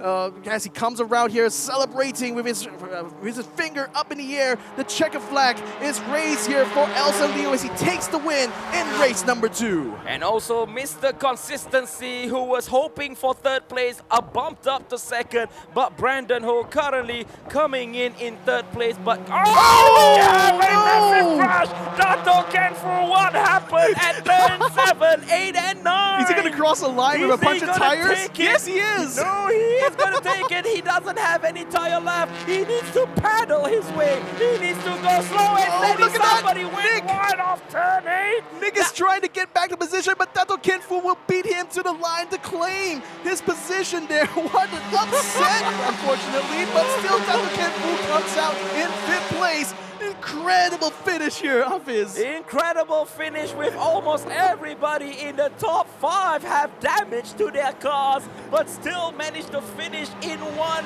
good car. And now who is crossing the line? But before that, car number 5 will be crossing the line in 11, and also followed by that is Ashen Shamuganathan. This is a race that I want to replay again. Wow. Yeah. Can we replay again? We're going to be seeing highlights, so yes, we will definitely get some replays later on. But the man of the race here, Elson Liu, emerges out of the darkness here to become quite the winner in race number 2 here. What an unexpected victory, I think, for him, because coming into this, you know, we got Dato Kenfu, we got Taj Aiman, we got Brandon Ho pulling so much shenanigans, but even despite all of that chaos, it is Elson Liu who comes out on top. Yup, absolutely stunning as everybody is going into scrutineering, checking is everything is all good, but we have race control saying that car number 7, that is Brandon Ho, full course yellow for overtake during apa ni? Doing full course yellow. Full course yellow, so that's going to be a very, very hard situation. If he is found guilty, his position might be in jeopardy, but it is not me or Victor who decides. It's the stewards and race control, but let's see what will be the result. But provisionally, until now, he is currently in 3rd position. Yeah, in provisional terms, yeah, he's still on that podium, but that might come into change once race control is sorted out this incident that happened with him under full course yellow. Just look at the amount of cars that are stricken in this race. Everyone was absolutely fighting out there. Mr. Consistent, though, has consistently stayed on the podium coming into both races, number 1 and number 2. Elson Liu as well. I think Elson might actually emerge with more points here because of the 5-point advantage he has over Taj Aiman. But nevertheless, you know, so much action here. Even our Thai driver, Monai, comes out best of the rest here. Managed to finish in front of Dato Kenfu. You know, he was fighting in the background while our attention was focused on the front runners. But somehow, even with the bumper hanging out for dear life throughout most of half the race, he still is able to come up in 4th place. Yes, indeed. So, there you go, the damage. I wonder whose car is this? I think it should be Monai's car. Yeah, yes, Monai's car. We need to make a collection of those cars who got damaged in this race. But Monai, that was some solid driving. Solid driving. Yeah, we are clapping here. We are clapping here, Monai, for absolutely not just safe, solid drive, but he took the chance when it was presented to him. He was not even in the top 4. I mean, he was like constantly 5-6, 5-6, but then when the opportunity emerges, he took it and he took it well. Yeah, I mean, again, he lost that bumper quite literally in the middle of the race, but still was able to continue to soldier on, and now we'll be rewarded with a healthy dose of points here coming out this weekend. And let's also not forget, like, Dato Kenfu finishing the race with a punctured tires. That's Lewis Hamilton in 2021 in Silverstone. The front tire, right? Yeah, the front That's left. crazy. But also for the first time today, here it is, the provisional results where Elson Liu takes the checkered flag on the podium. 2nd place, Taj Aiman. 3rd place, rounding up, is Brandon Ho. In 4th place is Monai. Dato Kenfu finishes, as you mentioned, with a flat tire. Nick THZ in 6th, followed by Juan He. 8 is Dennis Ng. Number 9 is Sofia Zara. Just missed that point. She was in the point, but sadly... she is in point. She is a top 10, right? Point. Top 10, yes. Okay, top 10. And then going is Ng Aisha in the final spot in the top 10. 11 is Chu Yong Chu. Ashen in 12. And also Mr. Arumugam is in 13, followed by Joshua Lee. Adam Mikael sadly did not have a good day in the office, followed by Yazid Imran in 16, Raja Amirul Shaukat in 17, 18 is Adelio, Mika Hakimi sadly was the one who sank with the first torpedo, and number 20 is Daniel Inosuke Oi. What a shame, 4 retirements in this race here, but still plenty of action out in the front. And wow, with the way that like the sporting class has opened things up here, I'm going to be having a lot of anticipation for our super sporting class to see whether they can match this sort of energy here. You see, I asked for torpedo. When we have the torpedo fired, somebody rise up to the occasion. Sadly, some actually sank to the bottom of the ocean. Wow. So the first start was good. I mean, everybody was sensible, even though I believe there was some touches. But overall, that was a good start by Dato Ken Fu, I believe. Dato Ken Fu and Brandon Roy as well. Like, just really rocketed out. And I was actually fighting with Mika Hakimi going to that first turn. Everyone else behind, you can see Elson Liu was really just in 5th place from the very beginning of this. So the fact that he was able to stay in contention here, even having to fight off both Monai as well as Raja Emil Shaukat in order to stay up in the top 3, that's incredible to see that he was able to convert that into a win. But Mika Hakimi was doing quite well actually against Brandon Ho. I mean, so this very moment here, a torpedo attempt here by Raja Emil Shaukat and Mika, and that bump, that big hit there on the side of Monai's car, that was what ended his race here. Oh, yo! But here's Mr. Consistent side by side, inch to inch away from Brandon Ho, going for the overtake, going for the kill, and yup, Mr. Consistent strikes again. Imagine that. And in the midfield as well, we saw Adele Liu being sandwiched between Joshua as well as Sean Muganathan. And Adele tried to go for that dive, but unfortunately couldn't get her brakes working and ended up into the sand trap, which ended her race here. Such a shame here, especially given that she was trying so hard to get past Joshua Liu. And this is where Elson celebrates victory here with that checkered flag. An amazing performance for him in race number 2. Finishes ahead of Taj Ayman here, who no doubt will be celebrating a lot about everything that's happened over this weekend. Having said the above, that means that marks the end of race 2 for sporting class. And one more race to go, which is super sporting and rookie class, where the pit open is 2:35, I believe. So we are waiting for Abanas to go chase our race winner on track. But my God, this is a good race. Oh, this is incredible. I mean, what a debut here for Taj Ayman. What a way for Elson to make things up here for even Adele, unfortunately, having to retire from this race, but he made it into a win here in race 2. The Liu family will still be celebrating so hard, I think, tonight. Of course. I mean, the sheer panic in that turn 1 incident just destroyed not just the hope of Mika Hakimi, but also it literally shaped up the finishing order of the race today. Shook things up so much. I mean, wow. I mean, it was so hard to predict, like, literally what's going to happen here. I mean, I thought Dato Ken Fu was going to have it in the bag, given how consistent he was in those opening laps. But unfortunately, after, that torpedo incident, things just went topsy-turvy, and it literally became anyone's game from that point, isn't it? Yep, it's anyone's game.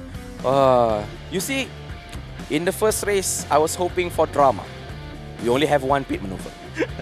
And then I was like praying to dear God, please give me something special for the second race. Hopefully rain, but nope.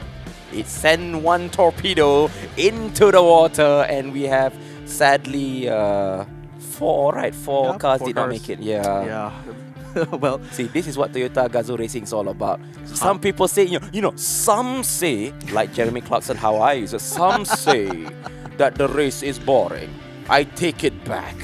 No, that is what you call proper racing right here in Sepang International Circuit, brought to you exclusively by Toyota Gazoo Racing 2025, and it's just round 1. Yeah, it's just round 1. Round 1 of 4. Like, man, what's going to happen in the future rounds here? We could not tell the future here, but rest assured, you know, the story coming out this weekend is certainly spicy. And we're going to be talking about this all the way up until the next round is coming next month. So I believe that currently Abang Nas has already finished his outlap. He's returned to the pit, and now he is ready to talk, to interview our race winner, and hopefully we have a chat with Mr. Consistent. Any last words before we send in? Hi, friends. Hi, friends. So Abang Nas, take it away from the commentary table. Thank you, Ahmed Cypher. Thank you, Mr. Victor Cax, our racecasters. And of course, we always depend on your great moments and of course, keeping us on the edge of our seats. Unfortunately, I couldn't get a hand on our race winner, Mr. Elson Liu. I'm sure he's at scrutineering right now, as well as I wanted to speak to Mr. Taj Aiman. As you guys say, Mr. Consistent throughout the way. The only thing consistent is you guys saying Mr. Consistent, okay? But nonetheless, Taj Aiman, an impressive race as well, especially looking at the fact, first time in TGR, first time with the Vios Challenge, first time in sporting class. But I'm going to bring you guys a blast from the past. We still remember our shining rookie who has gone on to greater things. But of course, he's back here giving support to his teammates. We have Mr. Nakib Azlan. How are you doing, boy? Good, thank you. You make me sound so old. Actually, I just call you boy, but then again, I can't call you boy anymore. He's a man in his own right, that's for sure. So why aren't you racing in Super Sporting with Nabil? I always wanted to see who was the better driver, Nabil or Nakib Azlan. Yeah, it's a shame I can't do it. Schedule clashing between my commitments of international racing came into play, so sadly I won't be able to take part. And as you can see in the previous race just now, how much action Toyota Gazoo Racing provides. Something I miss so much, but if I can't win it, I would like my brother to win. I say this one is chronism cannot already. But nonetheless, he's got his own skills in his own right. But all of us here at Toyota Gazoo Racing, we are clapping our hands on the sidelines, looking at your career. That's for sure. You're like the Luke Skywalker of Toyota Gazoo Racing. So, what are you up to nowadays? I understand you're racing the GR86. Correct. I am racing the GR86 in Japan. It's an amazing opportunity to showcase what Malaysian talent can do. Not only what Malaysian can do, but products of Gazoo. And Alhamdulillah, first round finished earlier in the month. Took away a pole position in qualifying and followed up with a victory as well in the race. Yeah, that's why I tell you the rookie program for Toyota Gazoo Racing really does bear results. So here we saw 6 new rookies and what stands as these new rookies. Oh, it's amazing to see what they're able to do. I think it's so good to see that they were given the opportunity to showcase what they can do after what they performed in rookies. It's great to see older rookies as well coming back into the series, and it's just an amazing platform for drivers to showcase what their skills are able to achieve. And it's great because that Gazoo Racing can provide this facility for them to showcase what they are able to do. It's a great platform for them to learn and improve their racecraft as well, yeah, and showcase that they can also progress the same way I did too. There you go. And when you have the talent that is inherent within you, it's just about exposure. It's about having the right platform to showcase. So last but not least, or wawasan lah. At this point in time, what target is you're not going to be with us for Toyota Gazoo Racing? Well, hopefully I can make the win for Gazoo Racing. Personally, for me, it's to do well in all the championships that I'm doing overseas. So the Japan is one, Thailand is another, and just flying the Gazoo Racing Malaysia flag. But I'm always keeping it close to myself, flying it high by myself on my own. I just want to bring this to show what Malaysia talents can do in the international scene. Nakib, you are not alone. Every time you're behind that wheel, not only do you have your team behind you, you have Toyota Gazoo Racing family behind you, you have the whole of Malaysia behind you as well. Best of luck, young driver. Well done. Ladies and gentlemen, Nakib Azlan, thank you for dropping by and of course giving some kata-kata semangat for our young drivers. And of course, this is the end product of what they can achieve as well. Well done. Off to better things, Nakib. Not worry, ladies and gentlemen, at this point in time, of course, we're still waiting for the racers to get on track. Meanwhile, we're going to be speaking to yet another racer who's decided to take a step back. I don't know whether it's on...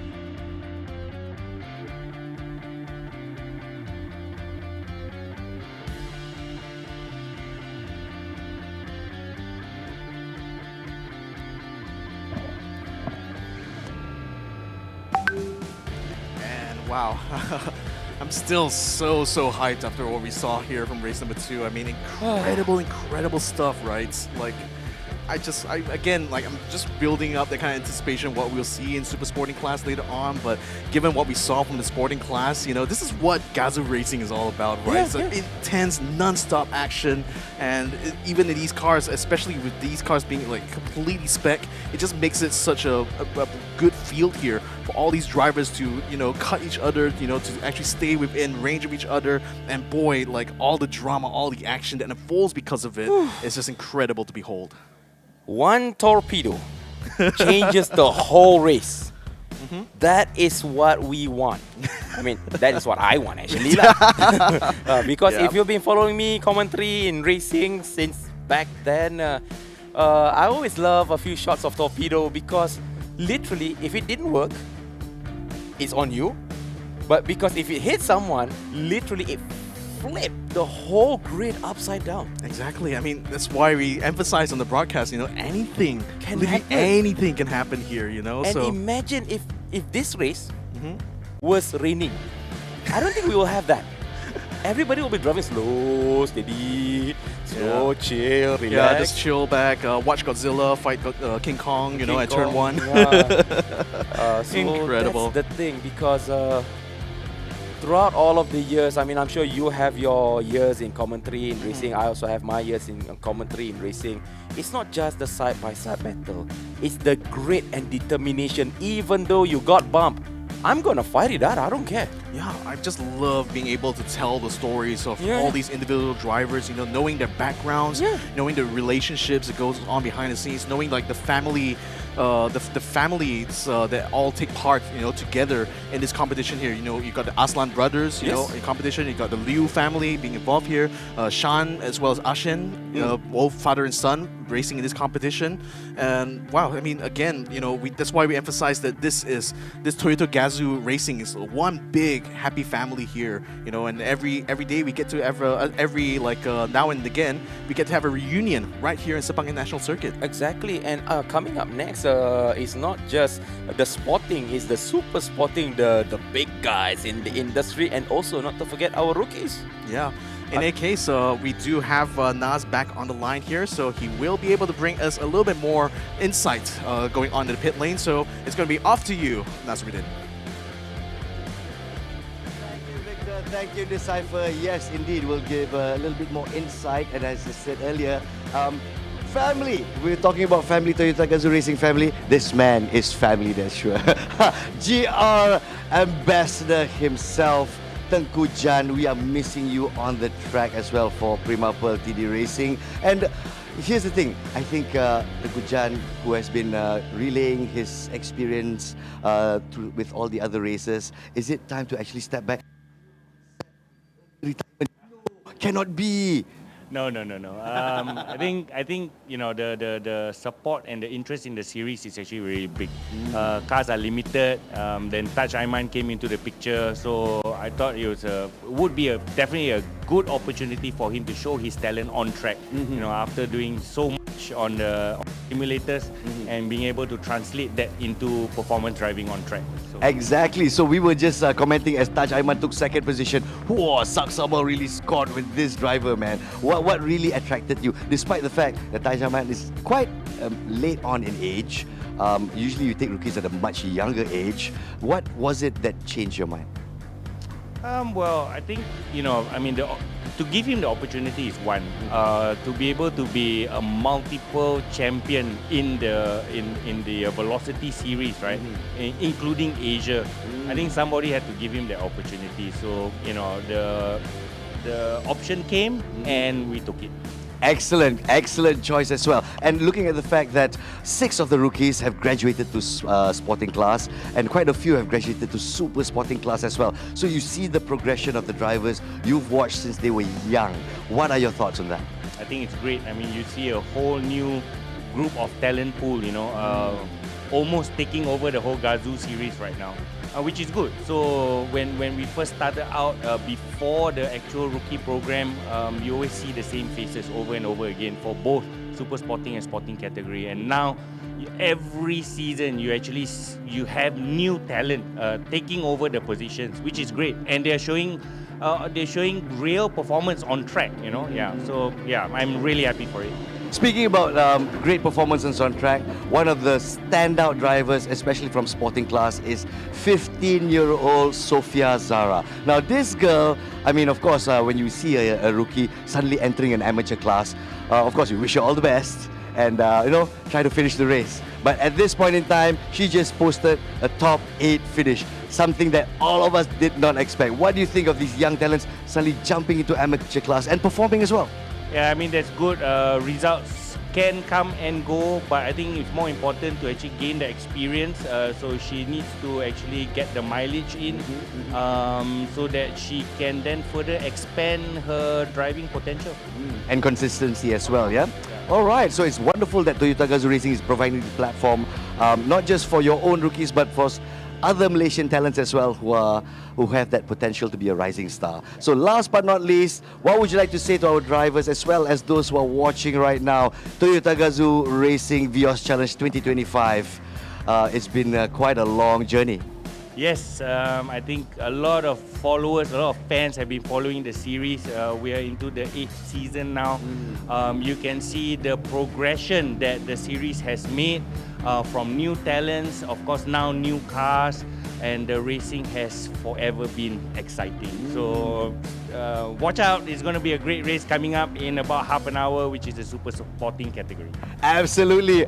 Speaking about excitement, I've never seen a sporting class race with so many ripped out bumpers. So that shows the intensity and the aggressiveness of these drivers. So Jan, keep up the great work, man. Continue motivating these guys. And for our viewers out there, now here's the thing. We have the GR ambassador right here, and of course he always gets up close and personal with all the awesome cars. And speaking about the fact that Nakib Azlan is racing a GR86, it's not just the only model in the GR stable. So let's take a look at some of the other models that this very lucky GR ambassador gets to play with all the time. Let's take a look at the lineup.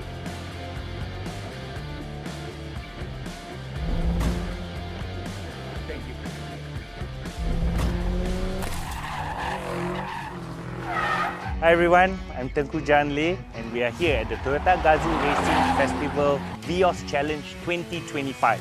And I'm here to introduce to you the whole range of Toyota Gazoo racing cars. Let's go.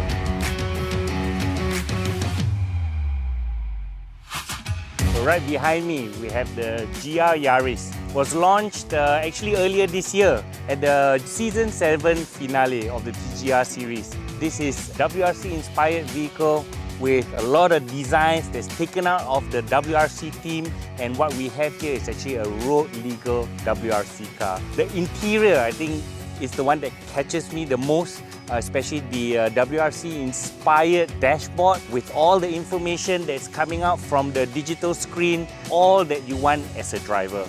On top of that, it is a GR4 all-wheel drive system, 1.6 turbo, 300 horsepower, and it's just oozes fun. The GR Yaris is equipped with the G16E GTS engine, producing 300 PS and 400 Newton meters of torque, mated to a 6-speed manual and now available in an 8-speed Gazoo Racing direct automatic transmission. You can now unleash full engine performance with launch control and close ratio gearing, delivering the thrill of a manual without taking your hands off the wheel. the most interesting feature of the interior is the GR Unique Driver First Cockpit. Refined with input from professional drivers, this exclusive cockpit delivers sharp visibility and seamless operation. Okay, so we've driven the GR Yaris. Now let's try the GR Corolla.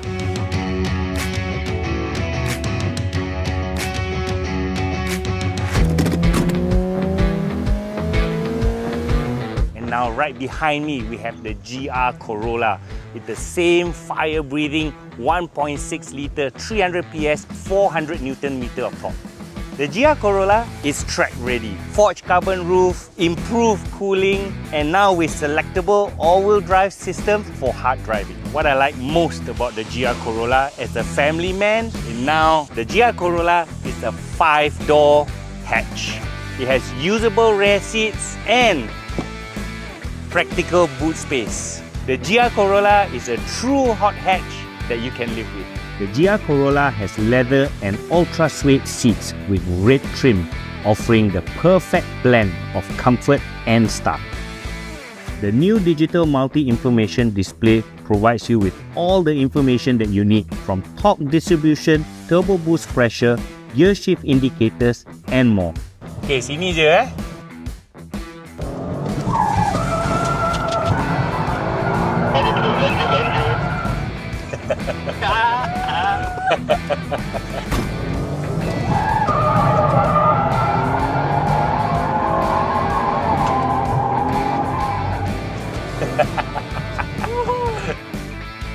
We have the GR Supra, which is a all-time favorite with track enthusiasts, and now we have a track edition which you can view on the Toyota website.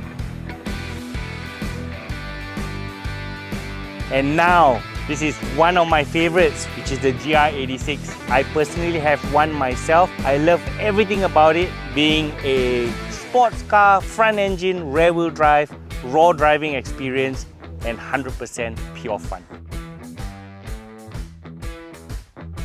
So I've introduced to you the range of Toyota Gazoo racing cars. So the GR Yaris now is available in the automatic transmission, and the GR Supra available in the track edition. And both these vehicles, all the information will be available on Toyota's website.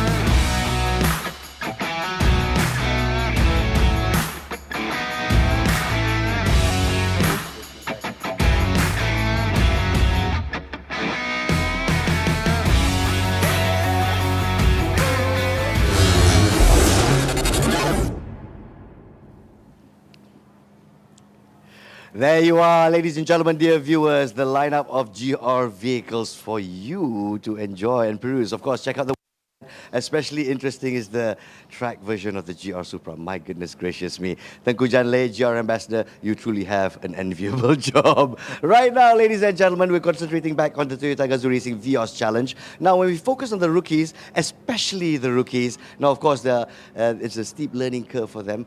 After every race, there is a modus operandi where they will watch track footage and, of course, study the data. What went wrong? What went right? What can be improved? Everything is not just an art, everything is down to a science as well. That's how important the track reviews are, especially with our rookies. So with Justin and Ian, we've caught a session with them, and let's take a look at how our drivers review their races to improve themselves. Let's take a look.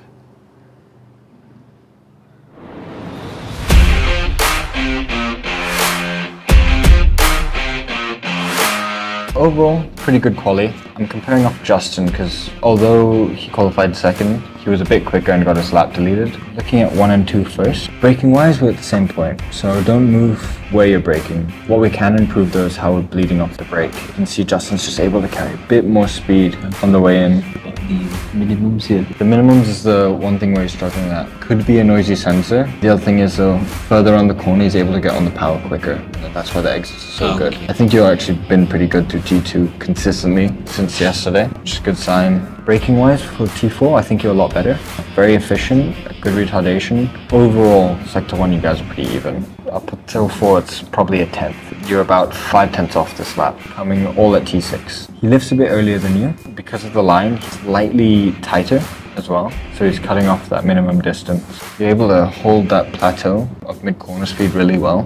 I think the transition's just costing you, because as we go into the last corner, you might be straightening up, and then that's where that dip's coming. If we're able to go a bit hotter, a bit faster, through 7 and a bit tighter, you'd be in a better position just before T7 as well.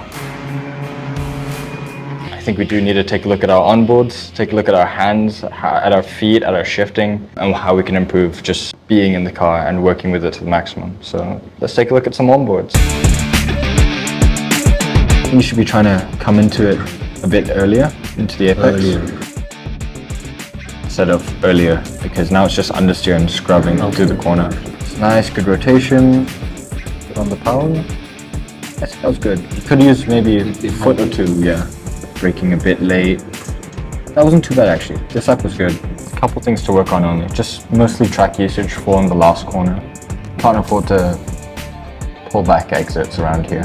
Okay, Justin, let's take a look at P2 today. Still very good.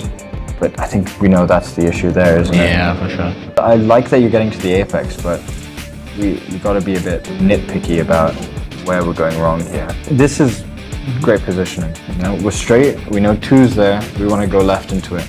The problem with opening the corner this much is that it changes the angle of attack. Yeah. Essentially, I'm just inducing understeer this way. Yeah, inducing the understeer and also scrubbing the front right. Okay. If you went in early and just slowed down your hand so you rotated at the apex, be nice. Gotta watch the rev limiter, yeah. Because you lose a bit of power every time you're on it. I think you knew it was bad as well, I saw you go no. Yeah, it's like, oh god. This is like, I think, two times, I think, lost. If you can just manage the front left tire through T6, 7, keep it nice and narrow like you are, you'll be having a really good race. Did it again out of the last corner, 2nd and 3rd. Yeah, I've been trying to get it quick, but I don't think I'm timing it right. Yeah, which is fine. It's just an engine compression thing. Yeah, so all in all, good job. P3, your in-rookie teammates P1, which is fine. The pace was there. You've been quickest all week leading up to this, so just keep it clean, keep it calm. People will make mistakes. Watch out for the super sporting guys, because they're pretty intense. They might lap us, right? No, you might catch some of them actually. Oh, okay. I'm expecting you guys to catch some of them. Oh, okay. So I'm sure it'll be fine. Have fun, number one thing. Go out there and try and win. Alright, I'll do my best, man. Whoa. The Toyota Driver Development Program is phenomenal. It's world class. Malaysia has a glut of excellent drivers, probably the strongest in Southeast Asia if you want to talk about race car drivers in the region. And that's because of the programs they put them through. From top to bottom, we teach drivers to be the best that they can possibly be, and we teach them how to learn, so that then when they leave our hands, they continue to improve. Let's go, TGR Rookies 2025!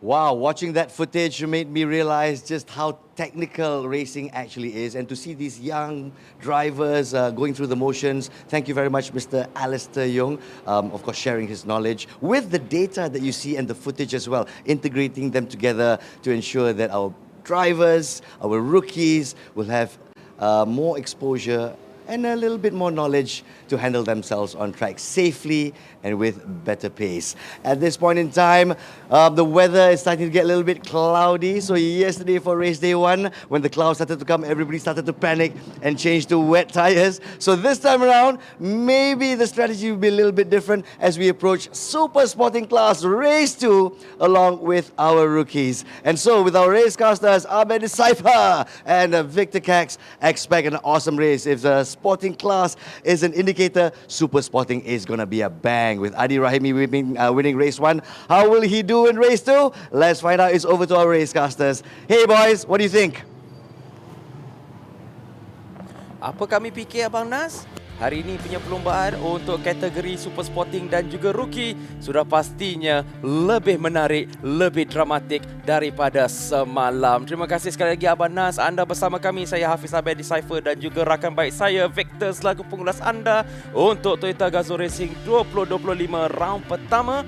Dan bagi anda yang sedang menyaksikan secara langsung, kami harap anda sehat dan baik dan juga tak sabar menantikan perlombaan sebentar lagi. Oh yo, sampai flex you punya muscle tu. Of course.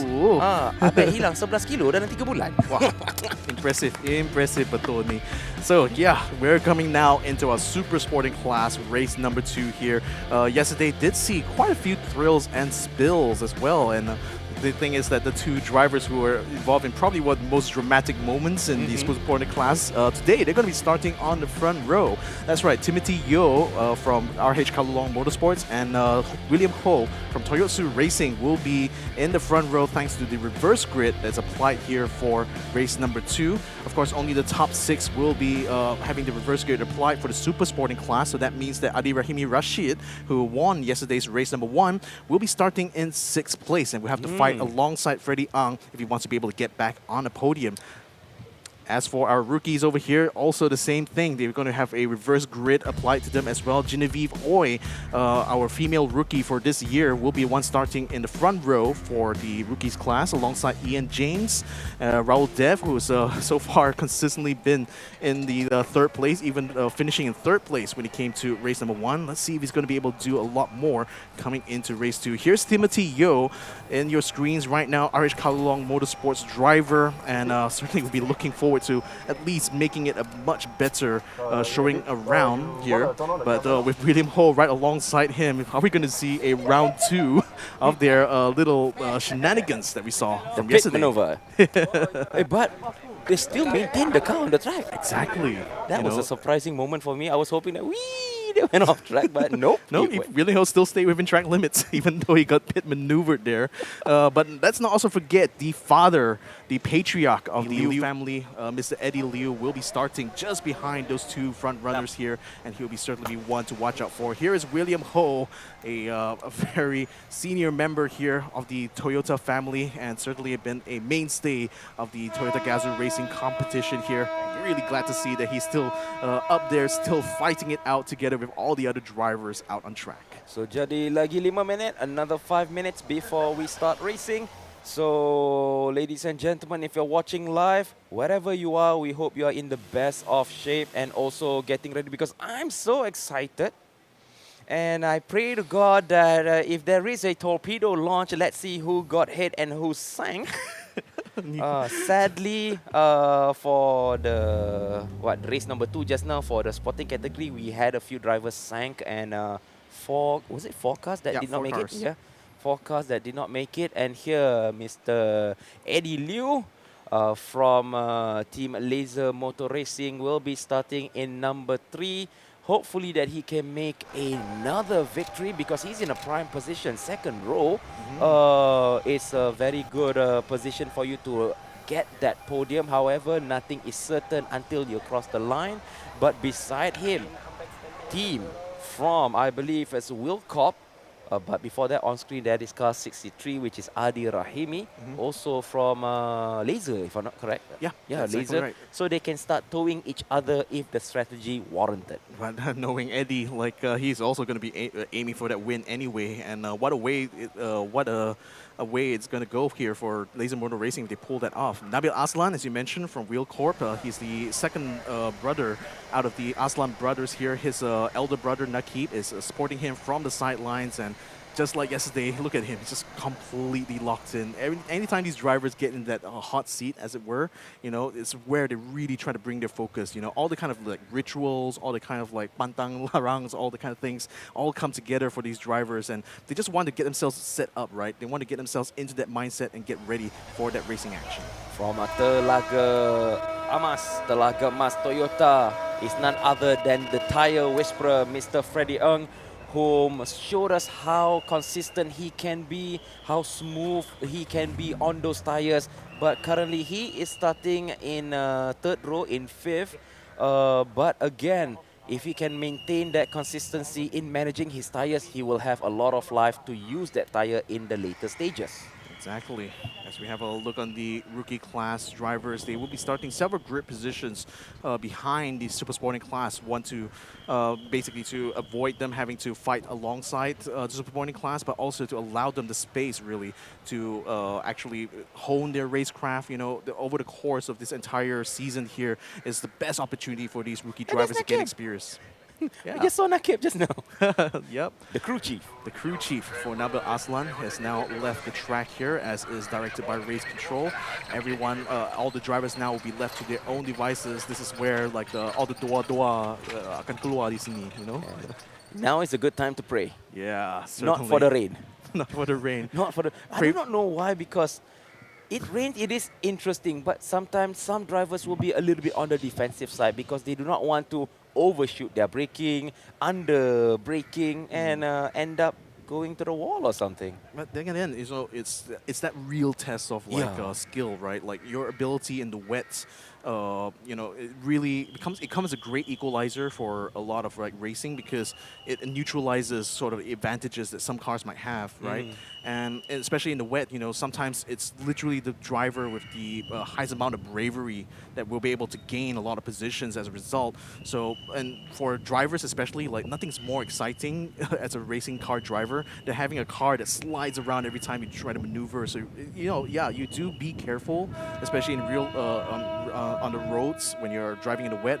But in the wet on a racetrack is like one of the most exhilarating feelings. It's like being able to not only drive fast, but drive right on that razor's edge. So let's see the starting grid for our race number 2 for Super Sporting and also Rookie Class. As you can see on screen right now, Timothy Teo starting together beside William Ho, Eddie Liu in second row beside Nabil Aslan, and also Freddie Ng. Beside him is Adi Rahimi.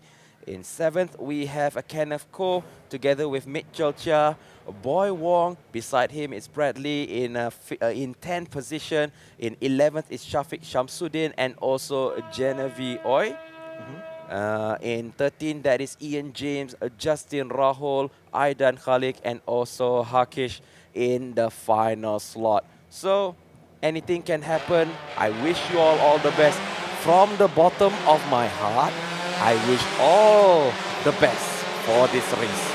Tell whether it's sarcasm or a genuine. No, I'm genuine. I want a good race. Okay, I'll take you at your words, but nevertheless, for the drivers, it's going to be really up to them now, because they're the ones holding that steering wheel. So their fates are quite literally in their hands here. You can see Freddie Ang, Eddie Liu, just kind of moving the car from side to side. I mean, you did say like sometimes it's done to scrub the tires, but I think like sometimes it's just to get the drivers. It's kind of like you know, before you exercise, you get the feel for it. So it's kind of like, you know, like how athletes would stretch, you know, before they start the competition. It's kind of a way to get them acquainted with how the car reacts under turning, and those kind of things are important because you want to make sure that the machine that you're running inside is in tip-top condition coming into a race with stakes, you know, as high as this. Yes, you want to have that mind and machine control connection. Unless if you're Kimi Raikkonen, when everybody warms up the tires, he doesn't. He just some people are just cool as a cucumber, isn't it? And like I don't know whether we have our Malaysian equivalent of a Kimi Raikkonen, but you certainly can't beat the Iceman. There can be, yeah. You can't beat the Iceman. You can't beat the Iceman. When everybody is, please warm your tires. Nope, I know what I'm doing. Yeah, leave me alone. Leave me alone. And alone they may be inside the cockpits, but you guys can see from the pit garage just now for Nabil Aslan, even his the third brother Nazmir is also in the house as well. All the Aslan brothers coming out here to support their brother who is racing in the Vios Challenge Super Sporting class.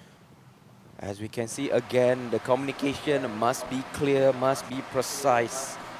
The trust between the drivers and also the pit crew is ever so paramount, because if you set up the car well by the pit crew, it's already half of the job done, giving a good car to a driver, and now it's the driver's duty to get it across the line. Yeah, it's in the driver's hands here to bring them the result. Like the team will prepare everything they can from the pit lane, but once the driver is out on track, it is literally up to them now to deliver the result. And right now, with the drivers lining up the grid here, you can see Timothy Yeo right up in the front row, together with William Ho. Everyone just sliding in nicely into the pit boxes, the pit crews, all brimming with anticipation as a green flag will be waved by the Marshal M. Ravin at the controls on the start line here. The red lights are about to come out. Let those engines roar as we head for the start of race number 2, Super Sporting and Rookie Class.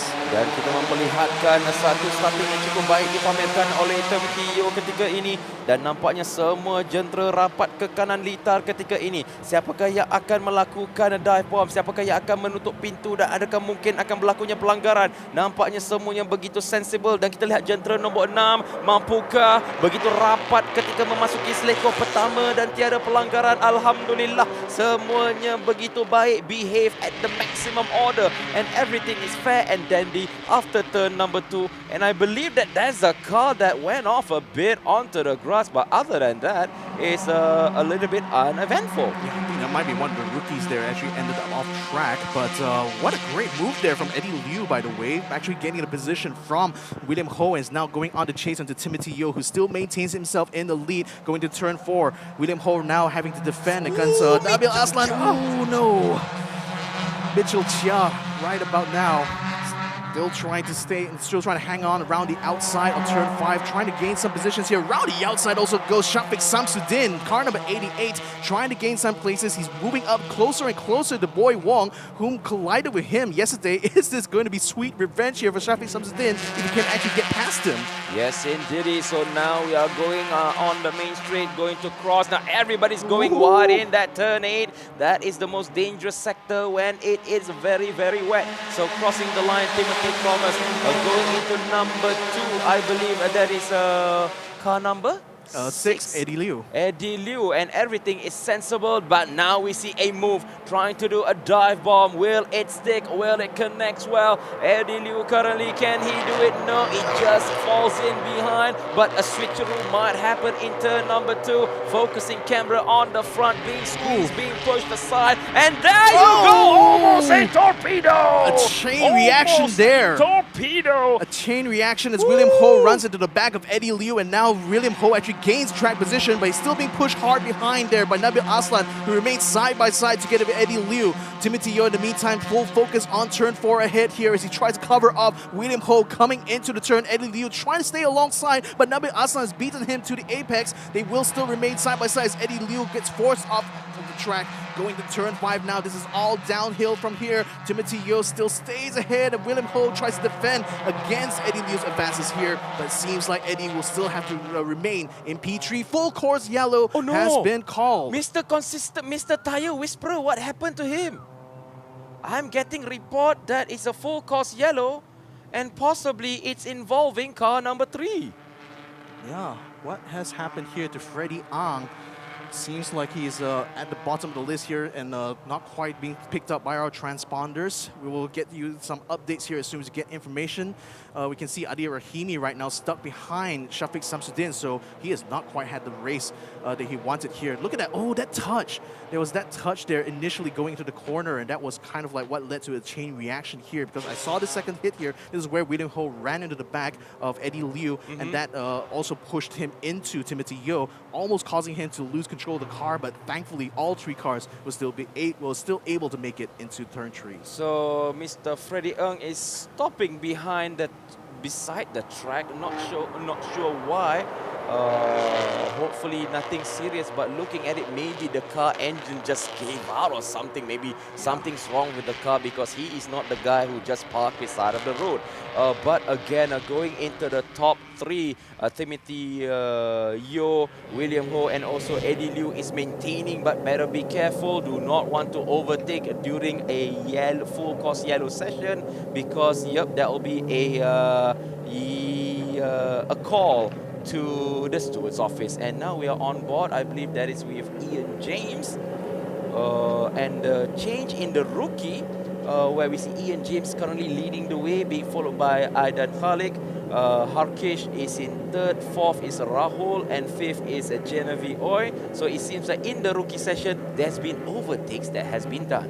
Something really interesting is happening on our screens right now. Adi Rahimi has his hands pointing towards Shafiq Samson's car. Seems to be conversing with him out of his window. Wonder what's going on there. We can see it on board while riding with Ian James. And I also noticed some raindrops going on there. Not sure if it was raindrops or some moisture is actually appearing on the windscreen, but green flag is up right now, and it looks like William Ho is trying to hook around the outside coming in the final turn. Very risky indeed.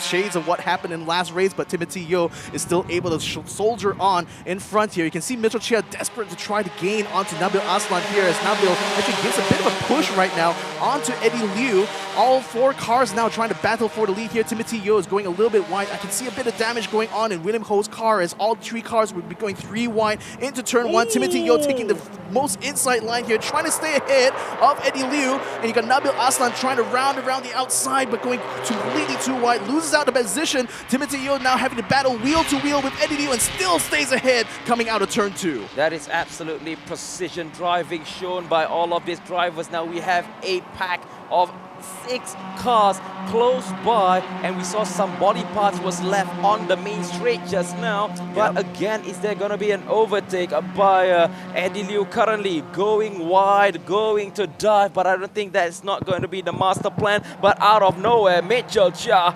jumps up, going into the podium position, but maybe he does have some damage, but he needs to be very, very careful in his driving, going side by side, going from the outside. Eddie Liu, can he make it stick? And then a switcheroo from the inside. He has the inside line, but Mitchell Chia tried to look for opening. Now the sliding begins, going into turn 7. Now turn 8, is there going to be a contact? Nope, it's all fine and dandy, but he does go wide. He will lose position. Car number 23, that is Timothy Yeo, out of contention. He loses the podium spot just because of 1 corner. Wow, I mean, early on, just in the background, I saw Mitchell Chia actually pass Nabil Aslan, to get up into 3rd place, and then now he's in position here to try to fight Eddie Liu for lead, trying to cut around the inside. No, he cancels that plan at the last moment, tries to go around the outside. He has to focus as well, as Nabil Aslan is attempting to gain on him through that braking zone. But thing is that that's actually helping Eddie Liu at the moment, as he comes out of turn 2, still ahead of Mitchell Chia. But Mitchell now, wow, what a comeback from him. Starting from P8, is now fighting for the lead of the race. Yep, as I was saying, this guy loves to sandbag. Oh my God. You're referring to what happened in qualifying, yeah? In qualifying. Okay, fair enough. It's fair a qualifying. Enough. The term only happens in qualifying, but it shows the great determination, because Mitchell Chia in yesterday's race, he was not in his best performance. Yeah. Suddenly he comes back today, he's showing what is he really made of, and he wants to win on the podium. But however, he needs to get past car number 6 from Laser Motor Racing, Eddie Liu, who is currently in front by, I believe, 4/10 of a second. Yeah, if Taj Ayman is the Mr. Consistent of the sporting class, the Mr. Consistent of the super sporting class is Mitchell Chia. Right now, a bit of tangle going on as Bradley Benedict gets himself ahead of Timothy Yeo, who is now under attack from Kenneth Cole behind him. Long train of cars now. The top 7 cars are still within touching range of each other, getting the slipstream off of it, and all within like 2 seconds of each other. Yep, and now again Mitchell Chia trying to make it stick and going for that dive ball, but there are still, I'm not sure what is on track, but going in, closing the gap, Nabil Aslan looking for an opportunity, but it was well closed, the door by Mitchell Chia, and I believe going into turn 2, nothing too fancy, but very, very close within touching distance, as you mentioned, but maybe now is not a good time to initiate that attack yet. I think it's going to be a bit of like a calming down of the race, as it were, right now, as the drivers start to think a little bit more about managing their tires, managing their brakes here to make it, to save that performance for the final laps where they can fully let the throttle go. And the thing is, for Mitchell Chia and for Nabil Aslan as well, Nabil in this regard is stepping in here for his elder brother, who is not competing here, and Mitchell as well wanting to reclaim the championship that he lost to the elder of the Aslan brothers here, and now is in a prime position to make that fight. But ahead of him, Eddie Liu is still taking the lead of this race here. So at the moment, as it stands right now, Mitchell still needs to find a way to get past him without opening up an opportunity here for Nabil Aslan to come and strike back at him. Yep, any small mistakes when you look about Nabil Aslan and having his brother as the crew chief, he will be advising and looking, sniffing for option. Hey, just now was Mr. Consistent, but but now Mitchell Chia again pushing the door wide, try to dive in. And can he make it stick? He does go for the option, but again, Nabil Azlan was trying to sniff for options. But again, these three drivers, you can't separate them. The only thing that will separate is who blink and who make the first mistake. Yeah, and the thing was for Mitchell Chia, it was a really tough decision to make there because he wanted to go alongside Eddie Liu, but that will open the door for Nabil Azlan to come in alongside and actually steal his track position. So that's why he had to cut back in. That's why he had to close the door on Nabil Azlan and cancel his attack plan on Eddie Liu. Yeah, because if he commits, he must be prepared to defend also at the same time. Exactly. You cannot do both. How do I say that? You can't do great at both. It's either you do one or the other. So I agree with your assessment. Yeah, close the door before opening car number 39. That is William Ho.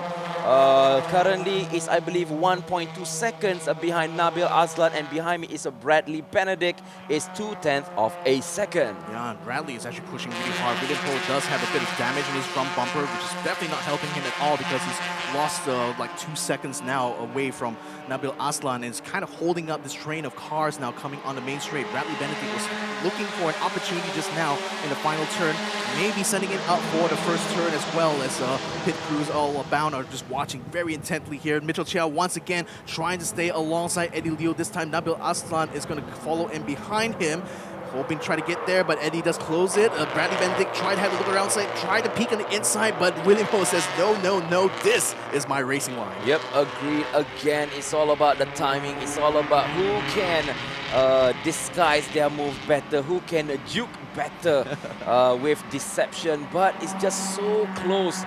Any one mistake can wipe not just one car, but possibly 2 cars, even more, especially at that turn number 2. 13 laps left on the clock. If you're watching live, Assalamualaikum, salam sejahtera, di mana kita berada di pusingan lagi baki 13 untuk kategori Super Sporting dan juga Rookie Class, di mana kita sekarang ini on board bersama race leader kita iaitu Eddie Liu, berada 3/10 of a second di hadapan Mitchell Chia, di mana Mitchell Chia masih lagi cuba untuk memaksa Eddie Liu untuk melakukan kesilapan. Can he do it? But with the gap available, I believe he can if he times it properly. 3 cars in forward, is almost 2 seconds behind the next pack behind. For Mitchell Chia, his championship chances all really hinges on him being able to take the win in race 2, and that's why he's really desperately trying to keep Eddie Liu under pressure the whole time. But the thing is that because he finished in 8th place and Eddie Liu finished in 4th yesterday, that means that points-wise, nothing but a race win will satisfy the needs of Mitchell Chia to keep his championship hopes. Oh, hello, you cannot overtake. It's a full course yellow just been flagged by race control. What happened? Who else went off the road? Who else has a problem right now? Because that for sure has disturbed the front pack going in to overtake. So maximum 80 kilometers per hour, no overtake. And shout out to Alex Yong, who's on screen right now together with the pit crew. Yeah. So whose car is it? Whose car is it? I don't quite see it on our timing screens right now. We'll update you in information as we get it, but as of right now, I think it could be because of this. We did see that debris being left on the main straight just now. It's actually moved onto the corner, which is, well, pretty risky. Everybody's going over it. That's the thing. It can risk punctures, even though these tires are a lot more robust. With the brand new spec of tires brought in by Toyo Tires, having debris like that is not a good thing, for the safety of the drivers here. So the full course yellow is probably called out here in order to allow the marshals a bit of space so that it can clear all those debris away and allow us to continue with full clean racing from here on out. Yep, agreed. I mean, that shows that our racing stewards and race control is very, very observant. They want to make sure that the race is smooth and safe. that is the most important. Safe race is always the concern. But here we go racing. So can Mitchell Chia take the advantage with a good start? Trying to cover Nabil Aslan, but look, Mitchell Chia is literally on the high side, try to dive, and we can see Nabil Aslan does overtake Eddie Liu, but going side by side is Mitchell Chia. But how low can you go in the corner? Trying to do a switcheroo. Nabil Aslan takes the lead, but is there gonna be a contact? No, there's gonna be a contact. Sliver so slightly. Mitchell Chia out of nowhere pulls his string in front of Nabil Aslan. What a comeback! Incredible stuff here. Three-way fight going side by side through turn 1, and out of turn 2 comes Mitchell Chia in the lead. Ahead of Nabil Aslan now, who's attempting to keep the fight going into turn number 4. Eddie Liu unfortunately got caught out a little bit, I think, by the green flag being called with short notice, and unfortunately Nabil Aslan was able to squeeze past him through the wall and actually gain himself a position up in front. But then, as it looked like Nabil Aslan was set to take the lead, Mitchell Chia from the outside was still able to eke his way into the lead by turn 2.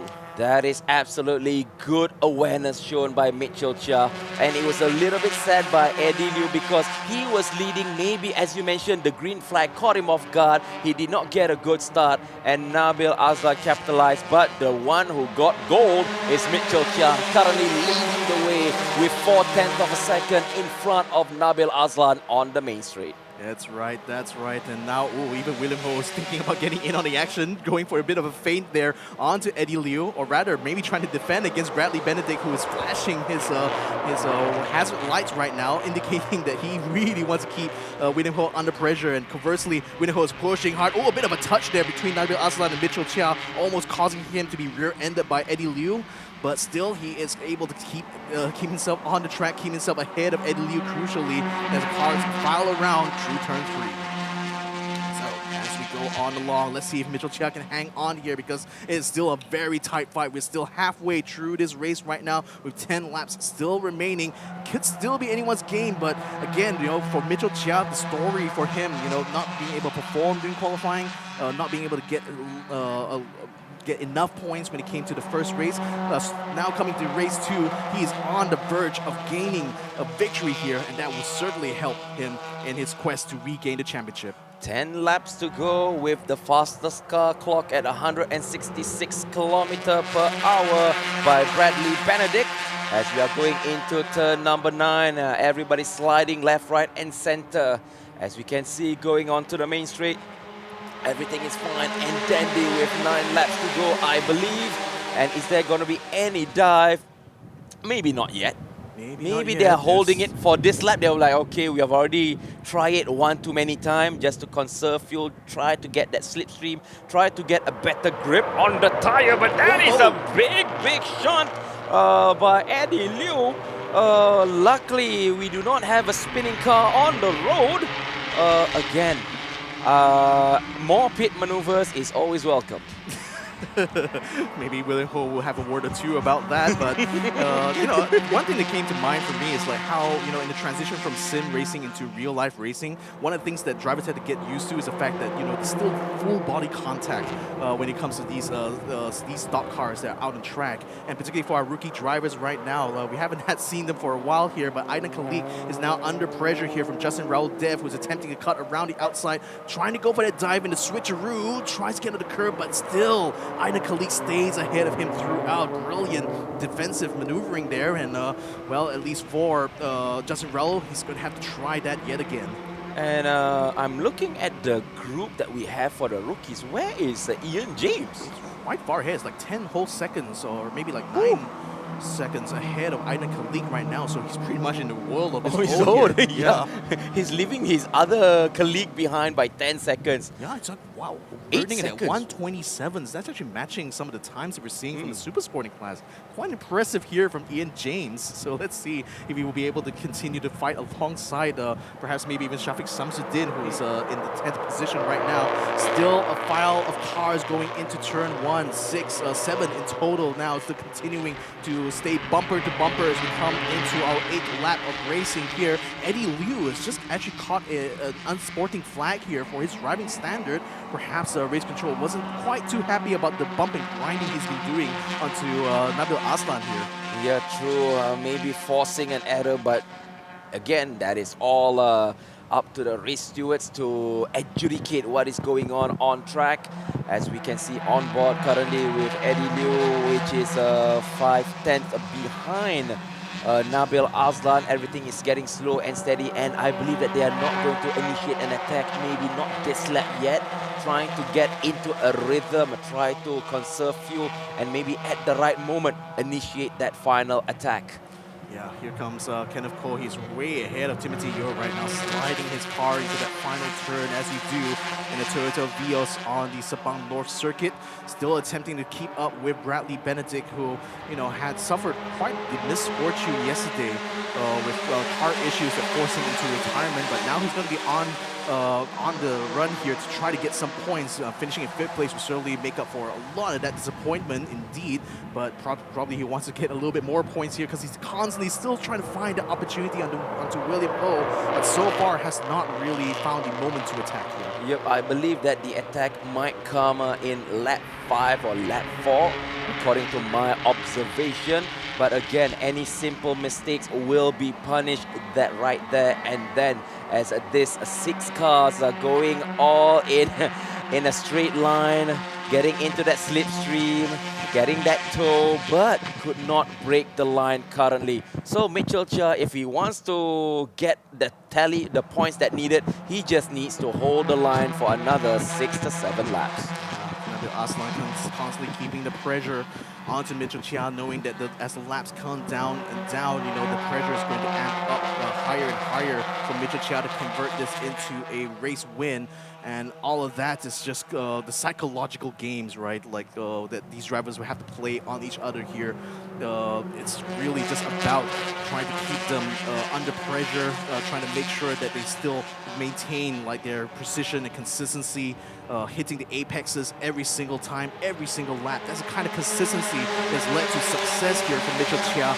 And yet again, we're seeing him virtually coming back in a big way here in race 2. Oh, I was looking at the turn 1. Is there going to be a overtake? But now suddenly we are jumping into the rookie car number 24, having damage. That is Harkish Jiva, currently in 3rd position. I wonder what happened to the front of the pack, because there was overtaking happening. But looking at the time, nothing happened. Still Mitchell Chia leading, Nabil Aslan in 2nd, and Eddie Liu in 3rd. And yeah, that is going on right now on our screen. Akish has actually passed Justin Raul, and maybe they might have come together there, because that damage on the bumper there definitely looks like things are not looking good for him, at least if he wants to try to chase Aidan Khalik for that 2nd place. I mean, Ian James is like 12 whole seconds. This guy's flying away into the distance now. The rookie class, Ian James is the rookie class leader at this point and might just be able to eke out his first win of the season. Yep, possibly, maybe. And we have a car number 46, Mr. Kenneth Cole, being reminded to respect the track limit. As we are going to see, is there going to be an attack? I visualize it's going to be either this or the next lap. But the range is 6/10 of a second. Nabil Aslan to Mitchell Chia. So is he going to make a move now? Maybe not. Possibly next in line is Eddie Liu if he wants to attack now or the lap after. Wow, I mean, Mitchell is really consistently staying in the greens when it comes to his lap times here. I mean, this is again, you know, years, almost a whole decade, if not more, of experience racing in not just karts, but endurance racing. Here we are able to see a replay of some rookie action just now as we saw Hakish trying to cut into the inside. That's how he actually passed Raul Dev. Ooh, that's a touch right on the rear side there. And was that a puncher? I think that's a puncher that has just happened onto Hakish's car. So that's why he's now dropped down into 14th place. And what a shame indeed, because Hakish was the winner of race number 1. And now he's going to have to go into pits, no doubt, to sort out that broken tire. Ah, not a good day. Not a good day for him. And with only 5 and 4 laps to go, it was not a good day in the office. Yeah, For and me. Justin Raudev also sustained a puncher to the front right tire, so both of these cars will be stricken. Oh, even the leaders are already coming around, trying to lap him here. Fortunately, he's able to stay out of the way and dive straight into the pits, allowing Mitchell Chia, Nabil Aslan, and Eddie Liu to continue the battle for the lead. And I believe car 63, Adi Rahimi, is a warning for track limits. And Adi Rahimi is quite silent on our cam today. But again, going into lap number 4, when will the attack be initiated? Because they have already conserved enough fuel, I believe. They have conserved enough tires, grip. So it's all about waiting to roll the dice. And remember, Tajaiman tried to go for an attack in the last lap itself, but it just did not connect well in that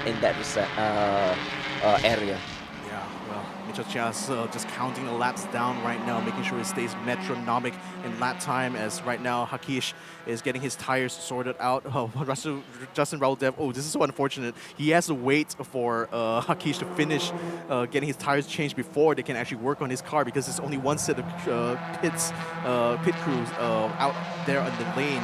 So unfortunately, you can't double stack, huh? Yeah, well, this is a double stack, but not the proper double stack in the F1 sense. Yeah, it's just so unfortunate here for both these drivers, the rookie drivers here, because with 4 laps remaining, they're going to be stuck in the pits for quite a bit. And in fact, they're going to be even going to race control after this as well. So, I mean, into out of the fire into the pan right now here for both our rookies. Alamak, dah pancit kena panggil pula ke race control. Okay, but again, rules are rules, and for sure there will be explanation to be done. Look at the damage. But again, focusing on our race leader, we see at the back there's some duking around, trying to find ways, a little bit of scrubbing left, right and center. As we are getting close, Nabil Aslan is within 4/10 of a second going to attack Mitchell Chia. I think this is going to be the last lap lunge. Last lap. Definitely still setting up for a last lap here. And Nabil Aslan is the only one within range here to challenge Mitchell for the lead. And Mitchell knows this as well. That's why he needs to call upon his consistency that he's displayed throughout his entire career. And this is where it really matters for Mitchell Chia. Like 8th place yesterday is not the result he was looking for. He was aiming for that podium spot, but now a race win might just be able to lift his spirits up, especially given the fact that he's keeping ahead of the brother of his rival from last season. Yeah, this is what a way to kind of tie the boat to that whole storyline, isn't it? Yeah, the abang is no more there. Adik, okay, continue the fight for his brother's honor. And with 3 laps to go, what's the distance? It's still 4/10 of a second. So the top 3 is within 1 second. So anything can happen. One slide of the wheel, one slide of the car is going to be game over. But let's see where and when the attack will be done. I see that Eddie Liu is a bit far off. Now it's already like 1.3 seconds. And it's a 5/10 of a second. So I think the fight is going to be the top 2. In my very much. I believe that's the case as well. For Eddie Liu, I mean, this is still an improvement over race number 1 for him. So he's going to come out of this being the lead driver in terms of points for the Laser Motor Racing team, with Adi Rahimi being left out on the lurch and still stuck in 8th place. So 2 laps still remain here in race number 2. Super Sporting Classes is still having a battle for the lead here between Nabil Aslan and Mitchell Chia. So far, so good here for Nabil, because he's been able to keep up with Mitchell throughout this entire race, but right now it's all about who's going to get that checkered flag first. Imagine if suddenly happened, I'm not praying for it, suddenly the top 2 cars got took out for some odd reason. That will be, oh my god, the OMG moment, because they are close, but knowing Mitchell Chia and Nabil Aslan, they are clean drivers. They know how to attack, they know when to avoid danger. It's just timing it for that final attack, a little bit of a wiggle in that back tire. And Mitchell Chia now holding for dear life. He knows that it's going to be 1 more lap to go after this.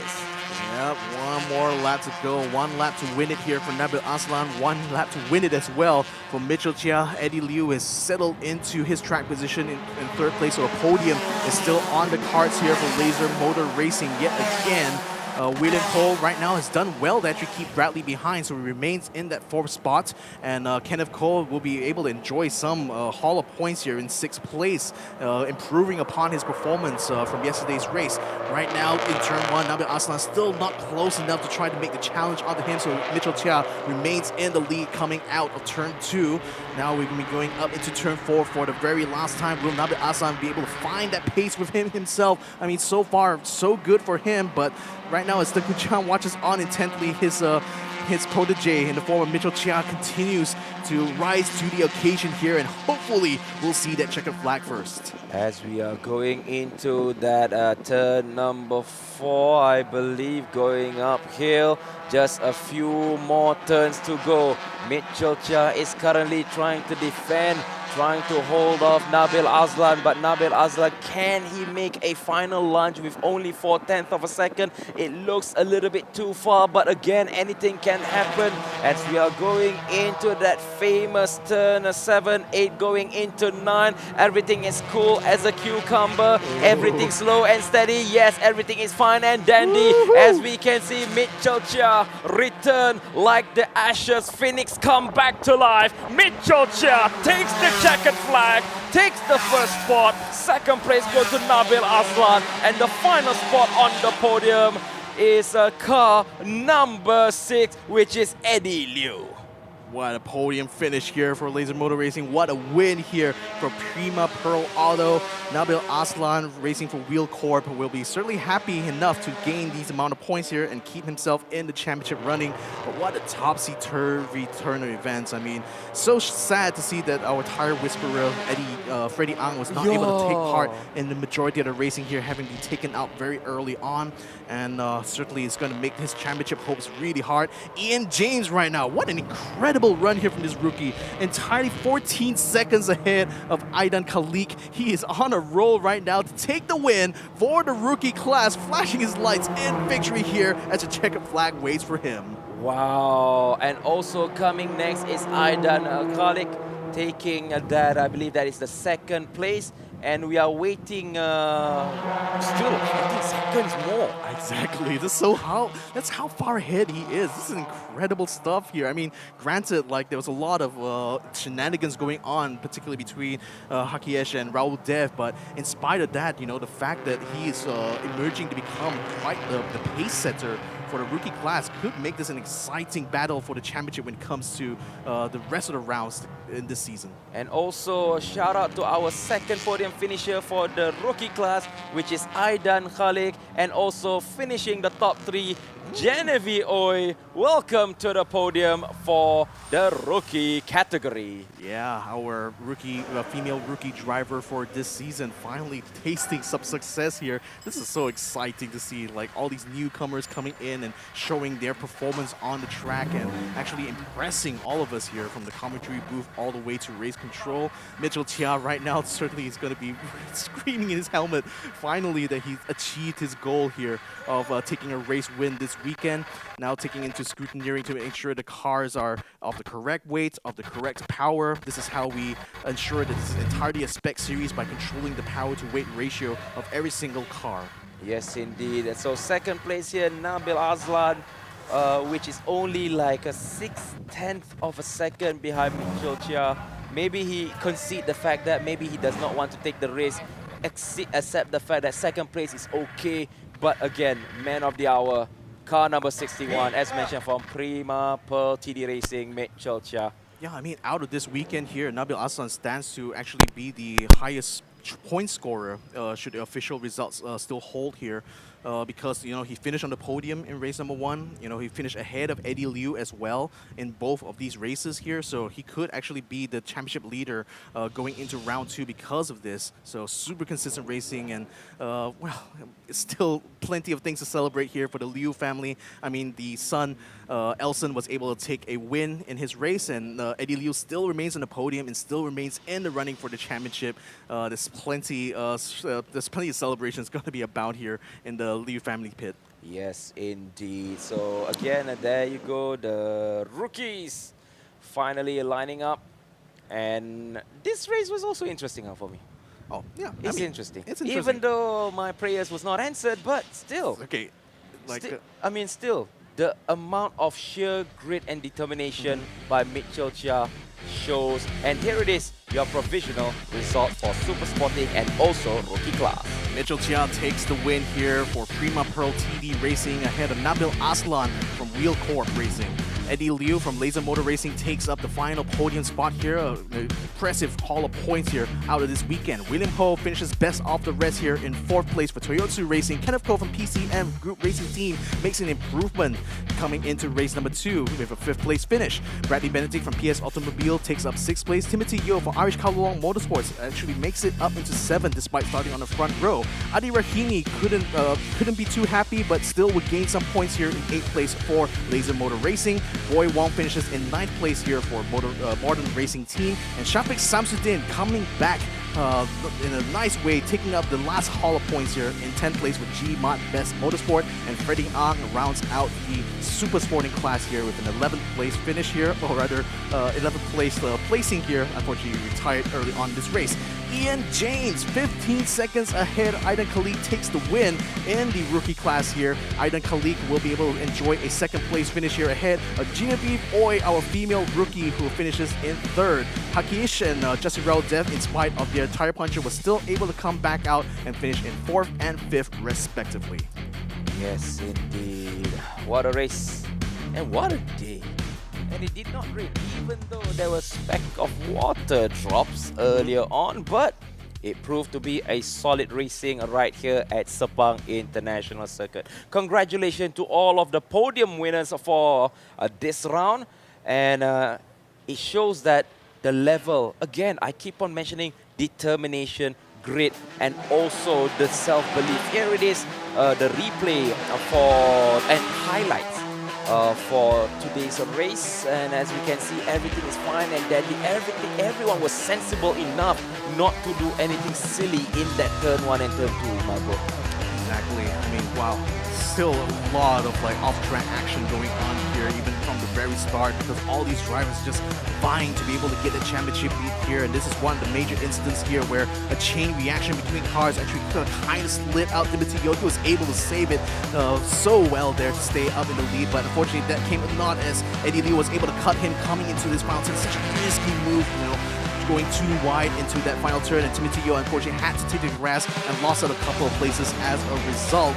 As the race went on here, Eddie Leo was trying to fight back, but Nabil Aslan and Mitchell Chia kind of emerged from the ashes here in order to be able to fight up in front. And even though this three-wide situation was looking very dicey for all three drivers, in the end it was Mitchell Chia who was able to gain there a touch from the side there, actually affecting Nabil Aslan's ability to cover off Mitchell Chia, and unfortunately had to stay behind him for the remainder of the rest of the race here as Mitchell Chia cruises his way to a checkered flag victory. Yep, good, well-deserved win. And I believe that inside that helmet of Mitchell Chia, the sense of happiness, validated that yes, I got this podium, is beyond it. Yeah, it's beyond. So there you go, the man of the hour, Mitchell Chia, taking the win for race 2 Super Sporting rookie class for this afternoon, round 1. That's incredible stuff. I mean, in all honesty, like the sporting class race early on, that was so much action here. But I think I was still very intensely enjoying that battle for the lead here in the super sporting class. I mean, the fact that all these drivers, from the varying backgrounds, from their varying levels of experience, the varying ages as well. The fact that they're all so equally matched here is truly a testament to how this Vios Challenge Series really brings out the best in them, right? Yep, brings out the best. So overall, I mean, from the first morning race, which is the sporting class, it was a battleship in the middle of the ocean. Firing left, right, and center, but it was a solid race, a very, very interesting race. As we go into our super sporting, as you mentioned, even though not much of an action, but the determination of Mitchell Chia, I'm gonna get this podium by hook or by crook, and he exploited just one simple mistake, that 3 wide, and he went off. He went off. Yeah, Yeah, it's like just the true grit, that true determination. That's why like a lot of the rookie drivers, mention how important it is, to have that not only the strength and fitness, but also the mental strength and capacity, to continue to operate under such immense pressure. And even though like even though the weather situation didn't end up in rain, but you have to bear in mind these drivers will have to stay in their racing suits in the hot sun. 36 degrees out on track there. It's an incredible feat for them to, in spite of all that environments, still come out and perform and still bring the results home. Again, how many kilos of water weight they lost? Probably not as much as F1 to be fair, but they're definitely going to be drinking so much water once they get out of the car because, oh man, especially in the racing suit, fireproof completely, you're completely drenched. You're completely drenched with all the sweat and everything coming out of the car. So, a part of racing is really, being able to test your fortitude in all these different areas, all these different aspects. And that's why, that's what kind of gets me so excited to see when if all of that kind of torture, we get so much incredible action to bring for all you guys back at home. Alright, so let's ask Abang Nas, have you arrived to your final destination? That's a really weird way to phrase it. Final destination, chasing all of our drivers? Not yet, because he's still in his out lap, chasing around. Yep. Just need to warm up the tires a little bit first. Yeah. But again, throughout our round one, congratulations to the management for Toyota Gazoo Racing, and also in discussion with race director, why not we have 2 qualifying? And I believe that it is actually a good initiative to make the race even more interesting. Tire management, strategy during shootout, even though we saw in the first time, which is super sporting, everybody was playing the game of chicken. Waited until the final 8 minutes, then everybody went out. And then, but we see the difference for Adam Mikael.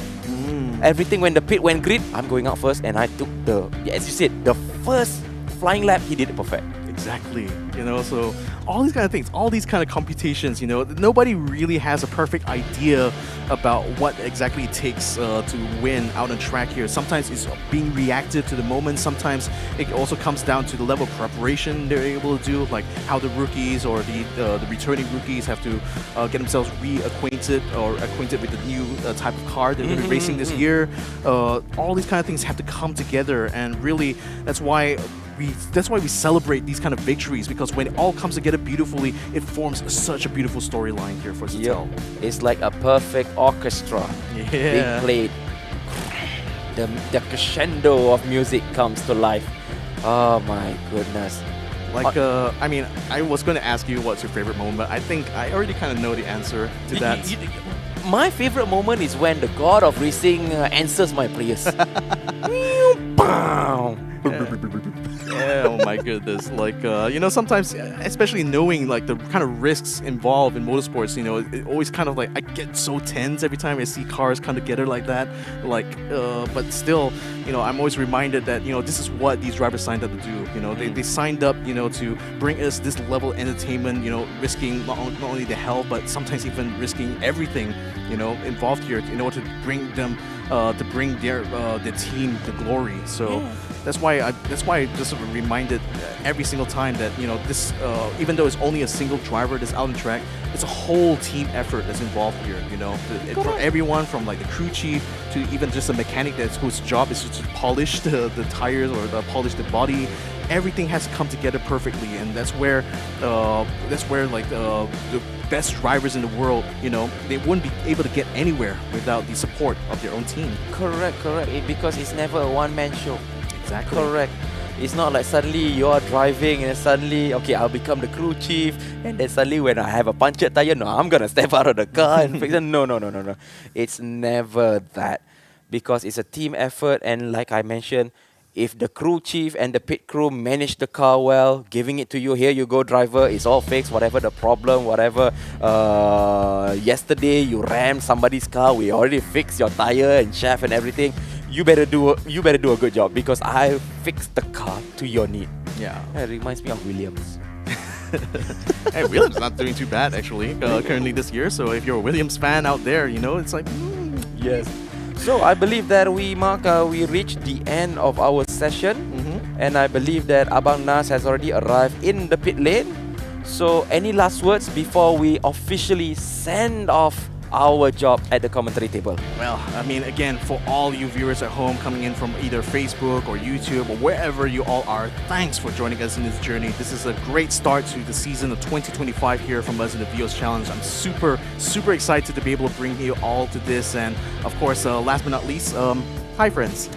And for me, ada terlebih terkurang, minta ampun, minta maaf. So jadi kami mengundur diri dulu daripada meja pengulas Toyota Gazoo Racing 2025 round pertama dan kami minta diri dulu. Assalamualaikum dan Abang Nas, it's all yours. Waalaikumsalam. Waalaikumsalam. Terima kasih kepada casters kita. Abe Decipher, we're going to see you at the next location along with Mr. Victor Cax. Sterling job today on giving a play-by-play on all the races, race 1 and race 2 for all the different classes. And now we've just witnessed, as I said earlier, Super Sporting class expect an awesome race, and an awesome race it was. Congratulations to our winner Mitchell Chia, car number 61, Prima Pearl TD Racing. And of course coming in from the back, Mitchell, when he gets in that mood, you know he's unstoppable. But congratulations as well to our other two winners as well. I'm quite happy with the prestasi of Eddie Liu as well. And speaking of Eddie Liu, we've got his son here with us along with the winners of Sporting Class, Elson Liu from Bay Racing, Taj Aiman, and of course we've got our Thai racer from Team Nexter PMC 52, Varunchit Watatanakun. But of course we all know him as Monai. So first of all, to Elson, congratulations. Yesterday when we interviewed you, he was a little bit pensive. A lot of people will say, this is a quiet racer. Does he have this confidence in his abilities? But now he's proven everyone that he's a force to be reckoned with. How does that win feel, Elson? Feels really good. Yeah, I will see what I can do in round 2. I think right here we've established your new nickname. All right? Because whether you win or you lose, you are consistently cool, and so we shall call you Iceman from now. Is that cool? How's your win? Very good. How do you feel about your win? Very nice win. So you are Iceman. Boleh tak, Elson? Boleh. I like it. So here's the thing. You were you came in third place in season 7 for Sporting Class, and this time in round 1 already making your mark. What is your target for season 2025? Definitely winning the Sporting Class Championship. Want to be get the overall champion. That's it. That bottom line, you have to win Sporting Class Championship. Yeah. And of course, hoping to see your father in Super Sporting Class? Yeah.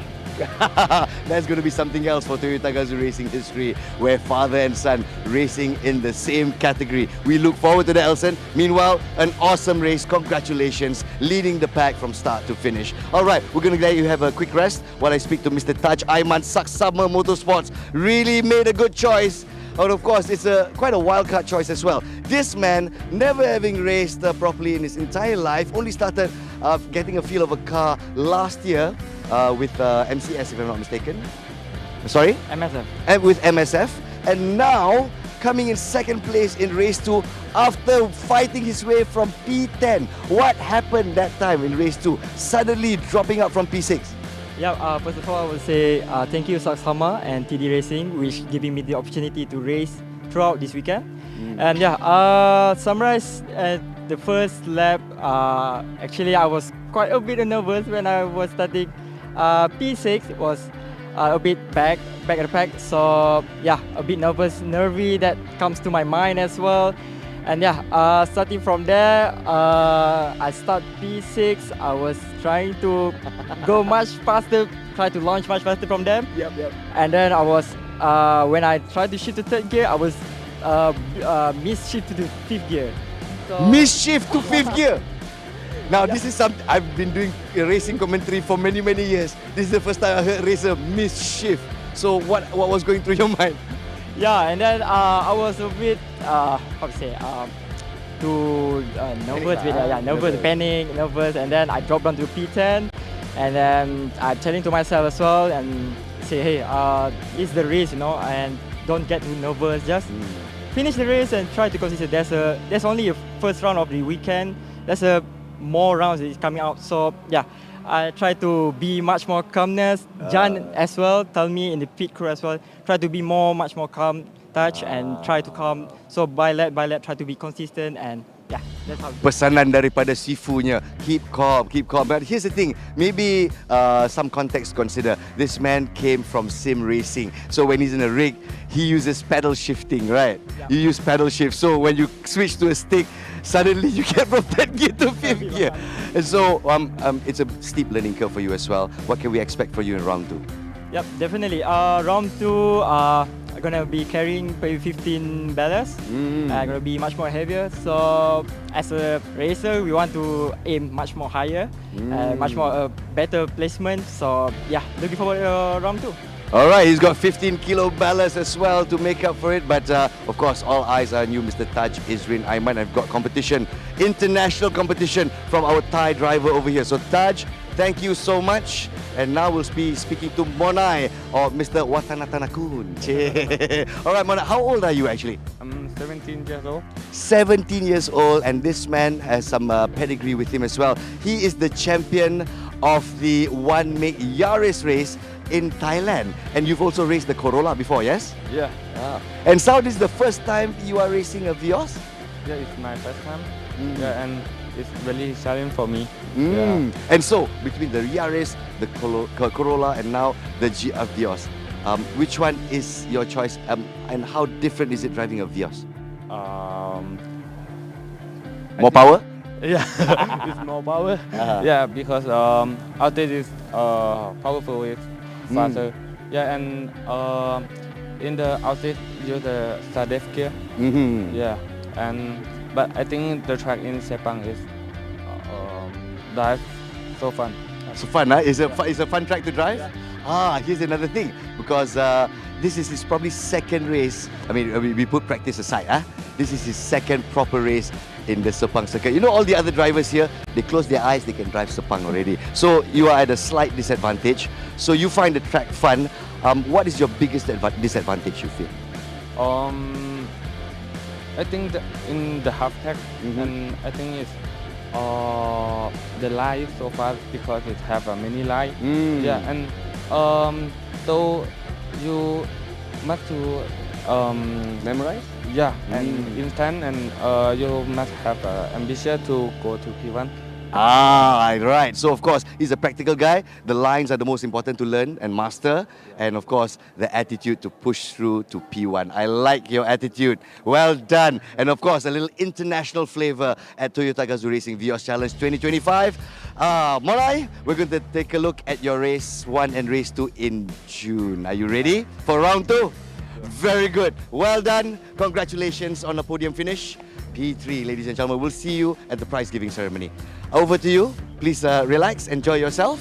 Meanwhile, here's Ras Rahman signing off from Sepang International Circuit. Here ends race day 2, round 1 of Toyota Gazoo Racing Vios Challenge 2025. So, of course, let's take a look at the final results on social media. Do check us out. The live stream, if you missed it, of course, you can catch it again on Facebook as well as YouTube. Just search Toyota Gazoo Racing Vios Challenge 2025. So we look forward to round 2. That's happening 27th of June 2025. So be there, be square, ladies and gentlemen, as the race heats up. We've got 4 rounds altogether this season, and so it's a long way to go for our drivers from Super Sporting Class, and also our Rookie Class. Once again, Nas Rahman signing off. We'll see you for round 2, Toyota Gazoo Racing Vios Challenge 2025.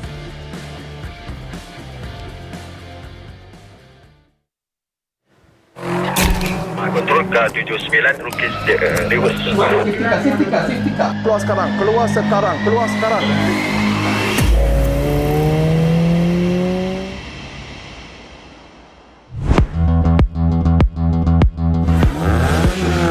My name is Ravin. I am the race director for Toyota Gazoo Series. I got myself involved in 1982. 42 years in motorsport. For this event in Toyota Gazoo series, it is called as the clerk of the course. But the designation doesn't make a difference. The position is the same. The job function is the same. Is the race director or the COC. Copy. So long as step 1 is clear, I will tell safety car to return home. Affirmative, yes. Because on the way up, I couldn't see what's happening. If you could judge from race control. What made me involved was the smell of the fuel, the sound. I like it.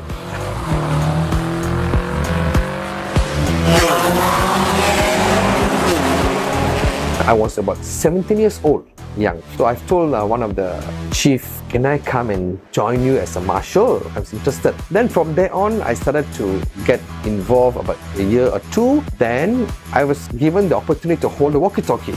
Oh my God, walkie-talkie. I'm the official walkie-talkie and you're talking, oh, such glamour. 3 minutes spot.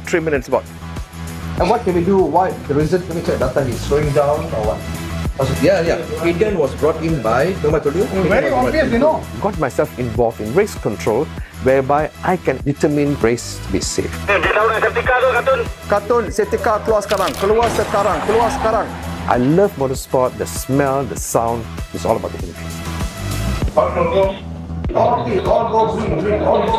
Before the lights?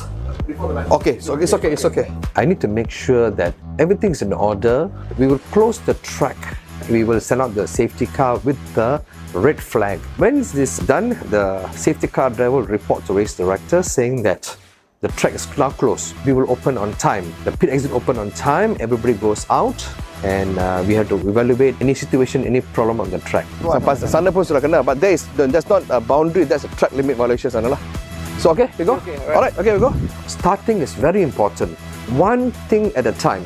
Let's find the solution. First, work the problem. Attack what is the problem we need to necessary to stop. My role is in race control is actually to understand the situation before it actually happens. The next thing prediction is that weather forecast. We have suddenly a heavy downpour. Do I predict to extend the race, delay the session, or do I stop the session? So the prediction of the cars on the track is very necessary. I need the race control to be fully alert for any prediction of any problems. For the one-make race, the potential is that every driver has a skill in them. Every cars are the same durability, same capability. But how you maneuver the corners, how you do your braking, that is the advantage. You portray your expertise on the field of driving, that's where it enhances you to go to the next level. One-make race is actually a potential in Malaysia because no other series have got one-make race. Very good for the growth of Toyota. Toyota have did this remarkable idea to get rookies, celebrities, pro super sporting drivers to come in, which portrays the true ability of every one of them. This is actually a hub where PGR has made a very good thing for all the drivers.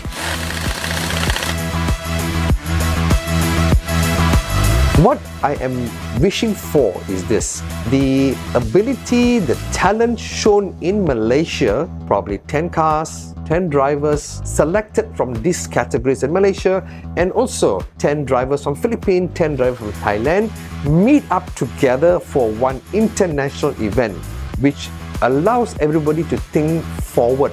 If I join this series national, I can portray to the international in a proper route, then I can portray even better. This is what I am wishing for in Toyota Gazoo. Toyota Gazoo has really proven its credibility, which is superb for motorsport in Malaysia.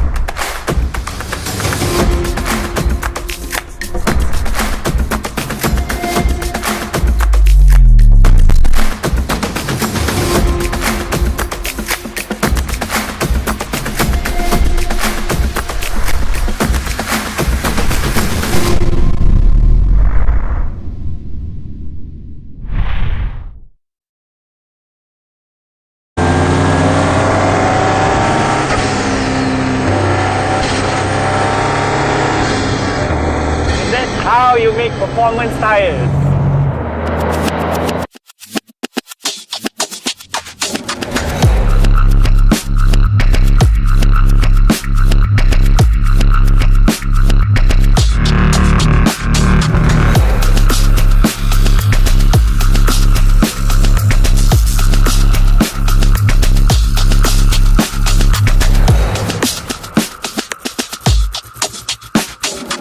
Unveiling the new Proxes Sports 2, an ultra-high performance tyre that allows drivers to safely maximize their enjoyment of driving.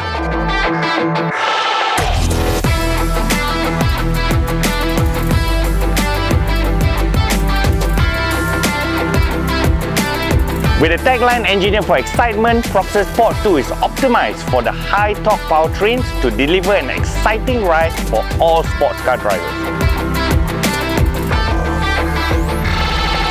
The all-new Proxes Sports 2 is the newest addition to Malaysia's popular Proxes Sports range for the passenger and SUV car tyres, offering two excellent features that sets it apart from its predecessor: precise handling and exceptional wet grip. The tyre's precise handling enables drivers to navigate corners with ease, while its exceptional wet grip provides superior traction on wet roads, ensuring maximum safety and stability even in challenging weather conditions.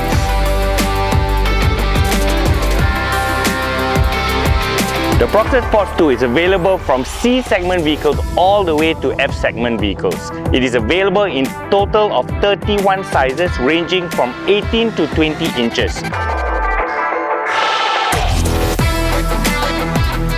For more information on the latest Proxes Sports 2, please visit our authorized Toyo Tires dealer network nationwide. Toyo Tires.